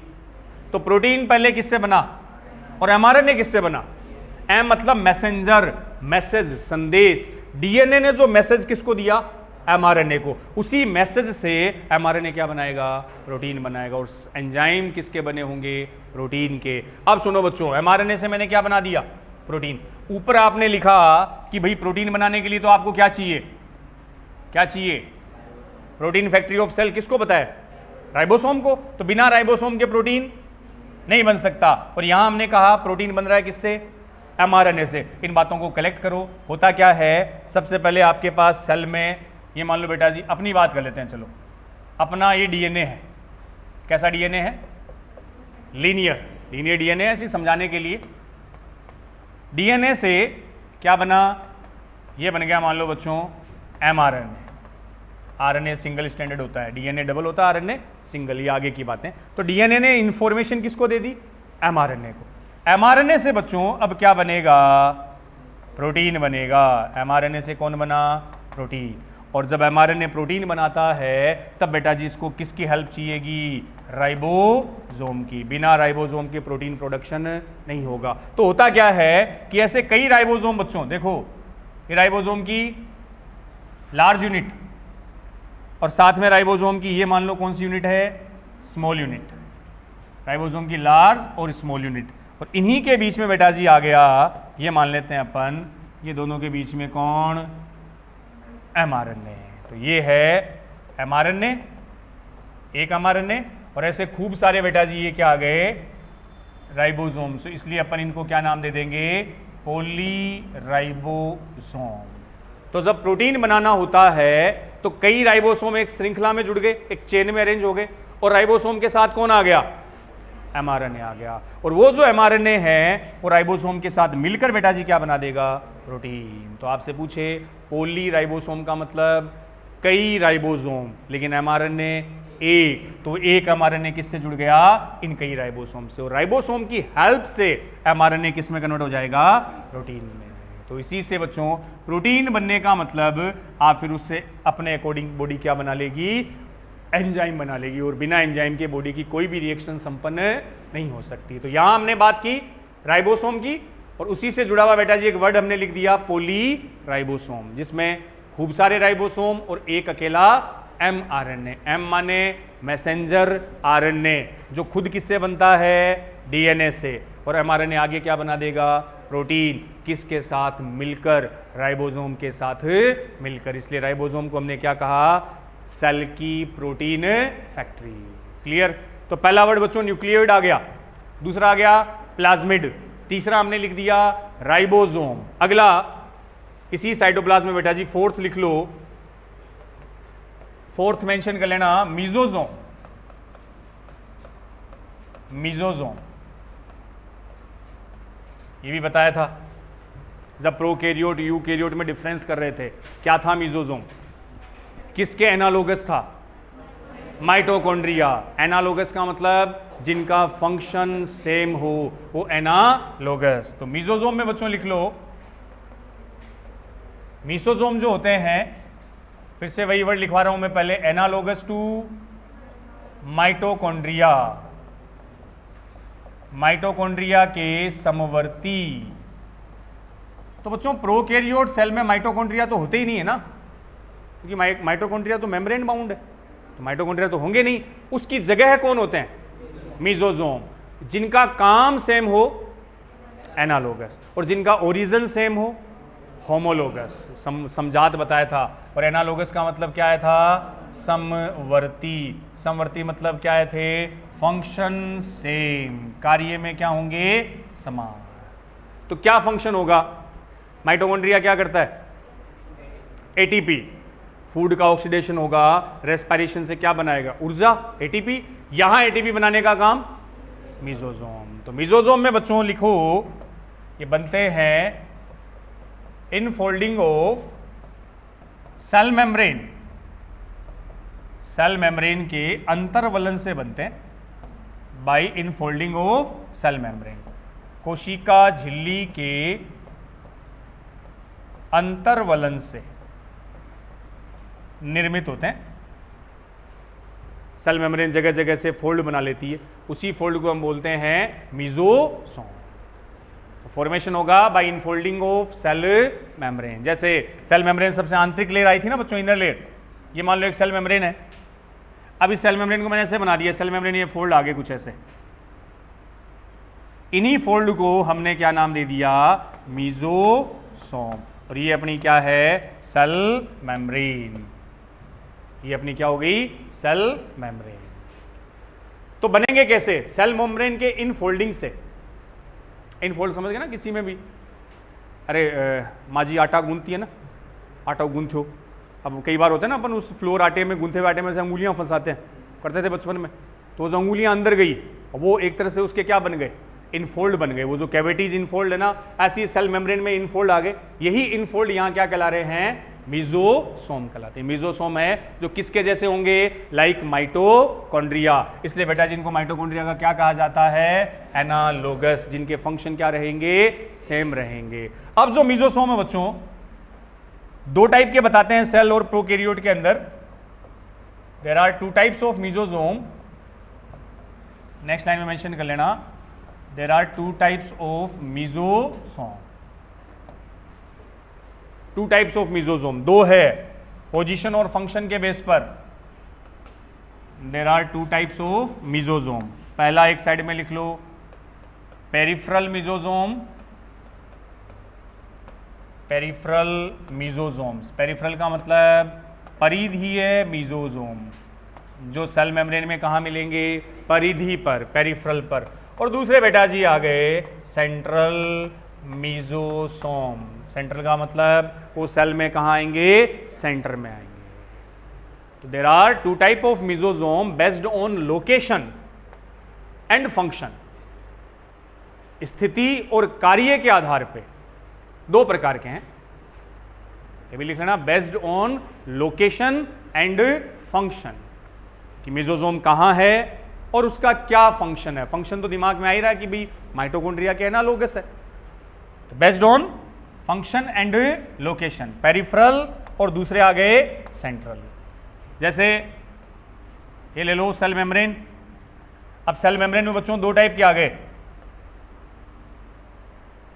ऐसे समझ लें। एक तो सेल मेम्ब्रेन के बिल्कुल पास यहां है,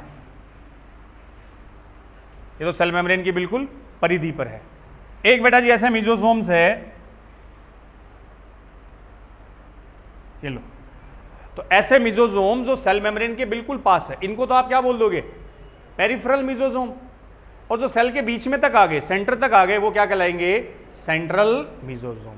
और दोनों बनते किससे हैं, सेल मेम्ब्रेन के अंतर्वलन से, इनफोल्डिंग ऑफ सेल मेम्ब्रेन। तो एक परिधि पर रहेंगे, एक सेल के सेंटर में आ जाएंगे। तो पेरिफेरल के नीचे मेंशन कर लो, परिधि वाले में बच्चों इनकी पोजीशन कहां होगी, स्थिति, बोलो बेटा जी, पोजीशन कहां आई, at peripheral of cell, cell के परिधि भाग पर। और सेंट्रल वाले कहां जाएंगे, at central part of cell. तो एक तो कोशिका के परिधि पर रहेंगे, कोशिका के सेंटर तक आ जाएंगे, केंद्र तक आ जाएंगे। केंद्र में भी न्यूक्लियोइड के पास आ जाएंगे, नियर न्यूक्लियोइड। तो दो प्रकार के मेसोसोम आ गए, लोकेशन और फंक्शन के बेस पर, लोकेशन और फंक्शन के बेस पर। तो पेरिफेरल, पेरिफेरल आ गए, सेंटर में आने वाले सेंट्रल आ गए। फंक्शन बेटा जी, पेरिफेरल का काम तो वही है, वही बोले तो इसमें होता है कंटेन रेस्पिरेटरी एंजाइम, इसके पास क्या होंगे, श्वसन वाले एंजाइम होंगे, यही काम करेगा लाइक माइटोकॉन्ड्रिया, माइटोकॉन्ड्रिया के समान। एंजाइम होते हैं ना वो, तभी तो बच्चों ग्लाइको वो क्रेब्स साइकिल वगैरह चलेगा, सुना है वर्ड आपने? क्रेब्स साइकिल से माइटोकॉन्ड्रिया में क्या बनेगी? एनर्जी, एटीपी बनेगी, और उसके लिए आपको अलग अलग एंजाइम चाहिए जिसको हम बोलेंगे रेस्पिरेटरी एंजाइम, श्वसनीय एंजाइम। किसके जैसे? माइटोकॉन्ड्रिया के जैसे। एक और इसका फंक्शन है पेरिफेरल का, helpful in formation of cell wall, कोशिका भित्ति के निर्माण में भी सहायक होता है, फॉर्मेशन ऑफ सेल वॉल, कोशिका भित्ति निर्माण में भी सहायक है। लेकिन मेन काम तो इसका ही बच्चों, इसके पास कौन मिलेंगे? रेस्पिरेटरी एंजाइम उपस्थित होते हैं इसी के पास, और कोशिका भित्ति के निर्माण में भी हेल्पफुल होगा। इस वाले का फंक्शन, सेंट्रल वाले का फंक्शन, ऐसे मिजोसोम जो सेल के कहां है? सेंटर में। किसके पास? न्यूक्लियोइड के पास आ गए, तो कुछ ना कुछ काम न्यूक्लियोइड से कनेक्टेड ही है, तो इसका बेटा जी रोल होगा, फंक्शन लिख लो, helpful in replication of DNA और न्यूक्लियोइड।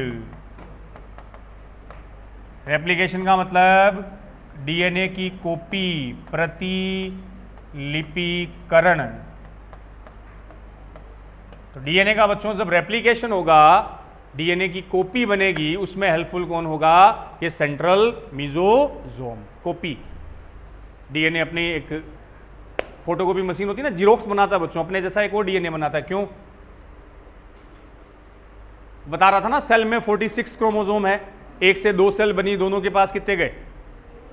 46 कैसे गए? तो पहले, अब ये बैक्टीरिया है, इस बैक्टीरिया के पास ये रहा बेटा जिसका मेन डीएनए जिसको आपने न्यूक्लियोइड बोला है। तो इस बैक्टीरिया की जो प्रोजेनी बनेगी, संततियां, हिका जिका टाबर हुसी, मान लो बैक्टीरिया के 2 बाल गोपाल होया, मान लिया बच्चों 2 बच्चे हो गए। अब इन दोनों संतानों में इस बैक्टीरिया का जेनेटिक इंफॉर्मेशन आएगा ही। कौन लेकर आएगा? डीएनए। कौन सा डीएनए? मेन डीएनए कौन था? न्यूक्लियोइड। तो इस पेरेंट के न्यूक्लियोइड अगली जनरेशन में जाएंगे। कब जाएंगे? अभी ये तो नहीं कि भाई ये अपना जो डीएनए है इसके टुकड़े काट के उनको दे दे, ये पहले उस डीएनए की क्या करेगा? कॉपी बनाएगा, अपने अंदर उस डीएनए की कॉपी बनाएगा। तो इस डीएनए ने खुद की कॉपी बना ली। अब उस कॉपी में से कुछ पार्ट इस बैक्टीरिया को और कुछ इस प्रोजेनी को दे दिया। तो डीएनए अपना फॉर्मेशन खुद करता है, डीएनए खुद अपनी कॉपी बनाता है, और उस कॉपी बनाने की प्रोसेस को क्या कहते हो? रेप्लिकेशन। आप पेज की फोटोकॉपी निकालते हो, फोटोकॉपी में सेम कॉपी आ जाती है, ये एक तरह से डीएनए की क्या है? जीरोक्स है, फोटोकॉपी, और उस प्रोसेस को आप क्या बोल दोगे? रेप्लिकेशन। तो जब मेन डीएनए खुद की कॉपी बनाएगा, उसमें किसका रोल होगा? सेंट्रल मिजोसोम का। ये नाम से समझ जाना, सेंट्रल मिजोसोम किसके समीप है? न्यूक्लियोइड के समीप है। तो कुछ ना कुछ इनका फंक्शन उसी न्यूक्लियोइड से कनेक्टेड होगा, और वो फंक्शन है बेटा जी उस न्यूक्लियोइड को क्या करना? रेप्लिकेट, उसे प्रतिलिपिकरण में सहायक होना। क्लियर? तो आज अपन ने थोड़ा सा मैं रिवाइज करवा दूं, स्टार्ट से ही कर लेते हैं। कितना टाइम हो गया? 1 घंटा हो गया क्या? 5 मिनट में। अच्छा ठीक है, लो चलो, तुम्हारी शक्ल देख के लग रहा है मुझे। आ जाओ, थोड़ा सा रिवाइज करते हैं शुरू से, जो जो अपन ने डिस्कस किया है। नोटबुक बंद करके बिल्कुल कान और आंखें खुली, एकदम सुनते समझते हुए। ऐसा है, कंसंट्रेट रहा करो कि 80% तो क्लास में याद हो जाए। चलो वापस से रिवाइज करते हैं शुरू से। आज अपने स्टार्ट किया था बेटा जी, कहाँ कहाँ कहाँ, आ जाओ भाई। अरे कहाँ गया? आ गया। हाँ, आज बेटा जी अपन ने स्टार्ट किया था स्ट्रक्चर ऑफ प्रोकैरियोट सेल। किसी प्रोकैरियोटिक सेल की स्ट्रक्चर की हम बात कर रहे थे, और उसका एक एग्जाम्पल आप लोगों ने उठाया था बैक्टीरियल सेल, जीवाणु कोशिका की हम बात कर रहे थे। बैक्टीरिया मोनेरा होते हैं, मोनेरा प्रोकैरियोट थे बच्चों। अब इस बैक्टीरियल सेल के आपने 2 पार्ट बता दिए थे कि पहली जो उसकी आउटर कवरिंग है उसको बोल देंगे सेल का एनवेलप, कोशिका का आवरण, और अंदर जो अंदर वाला पार्ट है वो पूरा का पूरा साइटोप्लाज्म। उसमें अलग अलग स्ट्रक्चर होगी जिनको 1 बाय 1 अपन डिस्कस करें। तो पहले बेटा जी सेल एनवेलप को उठाया, यहां बैक्टीरिया के सेल एनवेलप में 3 टाइप की कवरिंग होती है, 3 लेयर्ड होता है, 3 स्तरीय होता है। अब वो 3 लेयर कौन कौन सी है? सबसे आउटर ग्लाइकोकैलिक्स, फिर सेल वॉल, सबसे अंदर सेल मेम्ब्रेन, ये 3 कवरिंग आ गई। तीनों को मिलाकर हमने सेल एनवेलप बोल दिया। पहला आपने उठाया ग्लाइकोकैलिक्स जो सबसे आउटर है, और ये बना किसका होता है बच्चों? ये बना है म्यूकोपॉलीसैकेराइड। पॉलीसैकेराइड बोला जाता है कार्बोहाइड्रेट को। कार्बोहाइड्रेट के ये पॉलीमर होते हैं, बहुलक होते हैं, पॉलीसैकेराइड। अब थिकनेस के बेस पर ग्लाइकोकैलिक्स की मोटाई के आधार पर बच्चों अलग अलग बैक्टीरिया में 2 टाइप का होता है। कुछ बैक्टीरिया की जो ग्लाइकोकैलिक्स है वो स्लाइम होती है, पतली होती है, थिन स्लाइम, चिपचिपी सी। तो ये उस बैक्टीरिया को किससे बचाती है? डेजिकेशन से, सूखने से बचाती है, ड्राइनेस से बचाती है, डैमेज होने से बचाती है। और दूसरी जो बैक्टीरिया की ग्लाइकोकैलिक्स है बेटा जी वो मोटी होती है, और थिक कवरिंग को आप बोलते हो कैप्सूल। जिन बैक्टीरिया में कैप्सूल होता है वो बैक्टीरिया कैप्सुलेटेड कहलाते हैं। अब ये जो मोटी कवरिंग है बैक्टीरिया की, एक्चुअल में वो प्रोटेक्ट करती है उसको होस्ट के इम्यून सिस्टम से, क्योंकि बैक्टीरिया जब होस्ट में जाएगा तो उस होस्ट का इम्यून सिस्टम उस बैक्टीरिया को खत्म करेगा। बैक्टीरिया खुद को खत्म होने से बचाने के लिए अपने चारों तरफ एक थिक कवरिंग बनाता है, that's called capsule, protect from host body immune system. और ये मोस्टली कौन से बैक्टीरिया में मिलेगी? उन बैक्टीरिया में जो अपने में क्या करते हो? डिजीज करते हो, दैट्स कॉल्ड पैथोजेनिक बैक्टीरिया। तो वहां प्रोटेक्ट करने का काम हो गया। तो capsule mainly found in pathogenic bacteria. जो बैक्टीरिया क्या करेंगे? डिजीज करते हैं, that's called pathogenic bacteria.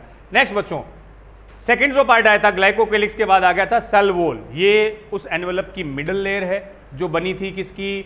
Peptidoglycan. ये भी कार्बोहाइड्रेट है, पेप्टाइडोग्लाइकेन। इसमें 2 टाइप के केमिकल होते हैं, नाग और नाम। नाग मतलब यहाँ एन एसिटिल ग्लूकोसेमाइन, और नाम हो गया एन एसिटिल म्यूरामिक एसिड। इसलिए बेटा जी कई बार इस पेप्टाइडोग्लाइकेन को म्यूरिन वर्ड भी दे देते हैं, म्यूरिन शब्द भी दे दिया जाता है। ये म्यूरामिक एसिड से वर्ड आ जाता है इसका म्यूरिन। तो इसमें ये सीक्वेंस में ऐसे जुड़े रहते हैं, नाग नाम ऐसे एक सीक्वेंस, दैट्स कॉल्ड पेप्टाइडोग्लाइकेन। अब बच्चों यहां सेल वॉल का पहला काम था उस सेल की शेप को मेंटेन रखना। एक काम आ गया था protect from bursting and collapsing, cell को बस्ट होने से बचाएगा, पिचकने से बचाएगा, ये सेल वॉल के काम थे। एक इंपॉर्टेंट हमने बताया बच्चों, ग्राम साइंटिस्ट ने स्टेन के बेस पर, स्टेन बोले तो अभिरंजन के आधार पर बैक्टीरिया की 2 कैटेगरी बना दी थी, ग्राम पॉजिटिव, ग्राम नेगेटिव, कि किस में कलर आता है, स्टेन आता है। तो पॉजिटिव जो बैक्टीरिया थे उनमें सेल वॉल सिंगल लेयर किसकी बनी? पेप्टाइडोग्लाइकेन। और जब वो स्टेन करेंगे तो कैसा कलर आएगा? पर्पल कलर आएगा, वायलेट बैंगनी जैसा रंग आएगा। और दूसरे बच्चों जो ग्राम नेगेटिव बैक्टीरिया है उनमें सिंगल की बजाय सेल वॉल में डबल लेयर होती है। आउटर किसकी बनी? लाइपोपॉलीसैकेराइड। पॉलीसैकेराइड मतलब कार्बोहाइड्रेट प्लस लिपिड फैट, और दूसरा इनर लेयर उसी पेप्टाइडोग्लाइकेन की।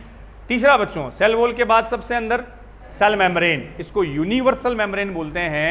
यूनिवर्सल का मतलब सभी में, प्लांट, एनिमल, बैक्टीरिया, कोई भी सेल हो सेल मेम्ब्रेन आपको सब में मिलेगी। तो universal, found in all type of sales.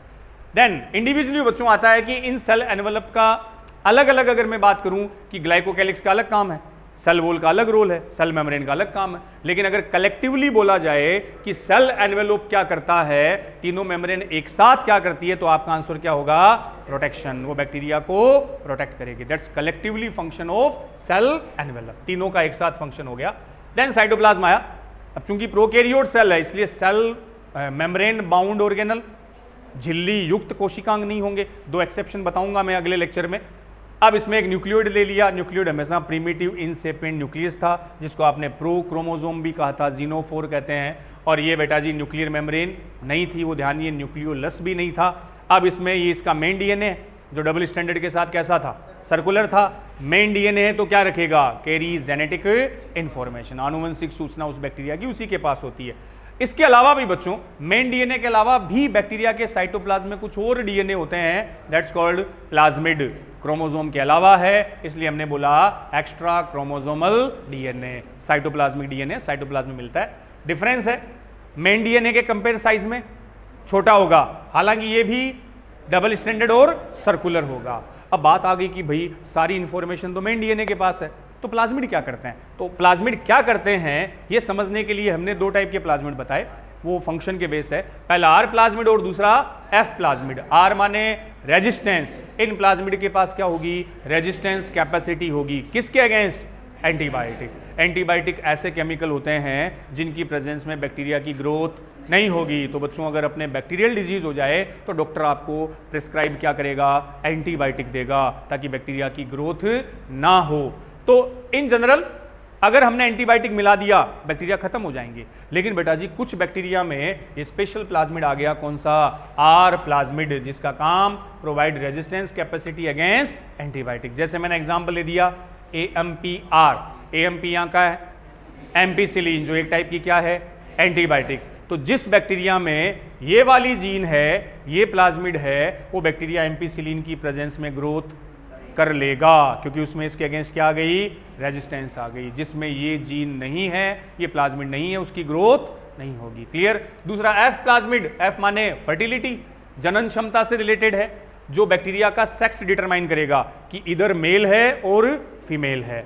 जिसमें एफ प्लाज्मिड है वो तो एफ पॉजिटिव मेल बोल सकते हो, जिसमें एफ प्लाज्मिड नहीं है एफ नेगेटिव वो रेसिपिएंट होगा। तो बेटा जी जो एफ पॉजिटिव है जिसमें एफ प्लाज्मिड था वो कॉन्जुगेशन में दूसरे को अपना एफ प्लाज्मिड का कुछ पार्ट दे देगा।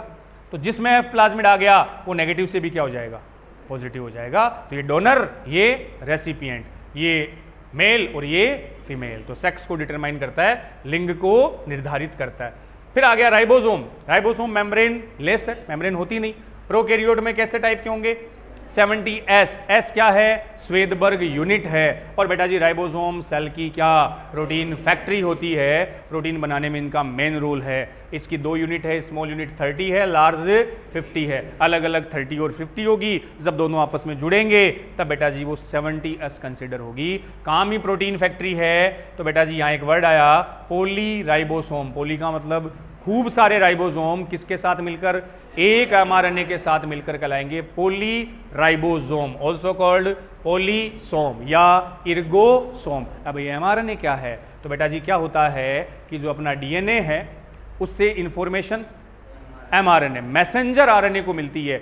mRNA उसी इंफॉर्मेशन से क्या बनाता है, प्रोटीन। बहुत ज़रूरी इंपॉर्टेंट है क्योंकि इसी प्रोटीन से आगे क्या बने, एंजाइम। और बॉडी की सारी रिएक्शन, समस्त अभिक्रियाएं किस पे डिपेंड करेगी, एंजाइम। बिना एंजाइम की कोई रिएक्शन नहीं होती, मेटाबॉलिज्म होगा ही नहीं। तो आरएनए से क्या बना, तो एक रोल तो आरएनए का, आरएनए की इंफॉर्मेशन से प्रोटीन बना रहे हो। हमने कहा राइबोसोम भी प्रोटीन फैक्ट्री है, तो आरएनए और राइबोसोम मिलकर क्या बनाते हैं, प्रोटीन बनाते हैं। तो उसमें क्या होगा, एक mRNA जो डीएनए से बना है और खूब सारे राइबोसोम, ये जुड़कर कहलाएंगे पॉली राइबोसोम और आपकी प्रोटीन बन जाएगी। अगला बेटा जी हमने लिखा ऑर्गेनल में मीजोसोम, जिसको आप माइटोकॉन्ड्रिया के एनालोगस मानते हो। जो काम आप में माइटोकॉन्ड्रिया का है वो काम प्रोकैरियोट में मीजोसोम का है। कैसे बने, infolding of cell membrane, cell membrane अंदर धंसी तो ये मीजोसोम बने। अब स्थिति के आधार पर 2 होते हैं, कुछ मीजोसोम बच्चों परिधि पर रहेंगे, पेरिफेरल, कुछ मीजोसोम सेंटर तक आ गए, वो क्या कहलाए, सेंट्रल। अब पेरिफेरल है, उनका रोल तो उनमें रेस्पिरेटरी एंजाइम होते हैं जैसे कि माइटोकॉन्ड्रिया में होते हैं, एटीपी बनाने में हेल्पफुल है। और एक काम ये सेल वॉल को भी फॉर्म करते हैं। देखो सेल मेम्ब्रेन में है ना बच्चों, अब ये सेल मेम्ब्रेन के ऊपर ही कौन है, सेल मेम्ब्रेन के ऊपर यहाँ कौन सी कवरिंग है, सीक्वेंस सेल वॉल ही तो थी। सेल वॉल के अंदर फिर कौन है, सेल मेम्ब्रेन, और सबसे बाहर ग्लाइकोकैलिक्स। तो ये मीजोसोम बताते हैं बाहर सेल वॉल बनाने में भी हेल्पफुल होते हैं, पेरिफेरल क्योंकि वही सेल वॉल के पास में है। और सेंट्रल वाले बच्चों सेंटर में आ गए, सेंटर में किसके पास आ गए, न्यूक्लियोइड के पास आ गए, तो उसी से कनेक्टेड कोई काम करेंगे। और यहाँ इनका रोल है उस न्यूक्लियोइड या डीएनए को रेप्लिकेट करना। रेप्लिकेट का मतलब डीएनए अपनी कॉपी, फोटोकॉपी, जीरोक्स बनाएगा, उसी प्रोसेस को बोलते हो रेप्लिकेशन। क्लियर। कल इसका रिमेनिंग पोर्शन पूरा करके एनसीईआरटी से अपन रीडिंग लगाएंगे। तब तक के लिए वही, स्वस्थ रहें, मस्त रहें, स्टडी में व्यस्त रहें। थैंक यू, जय हिंद।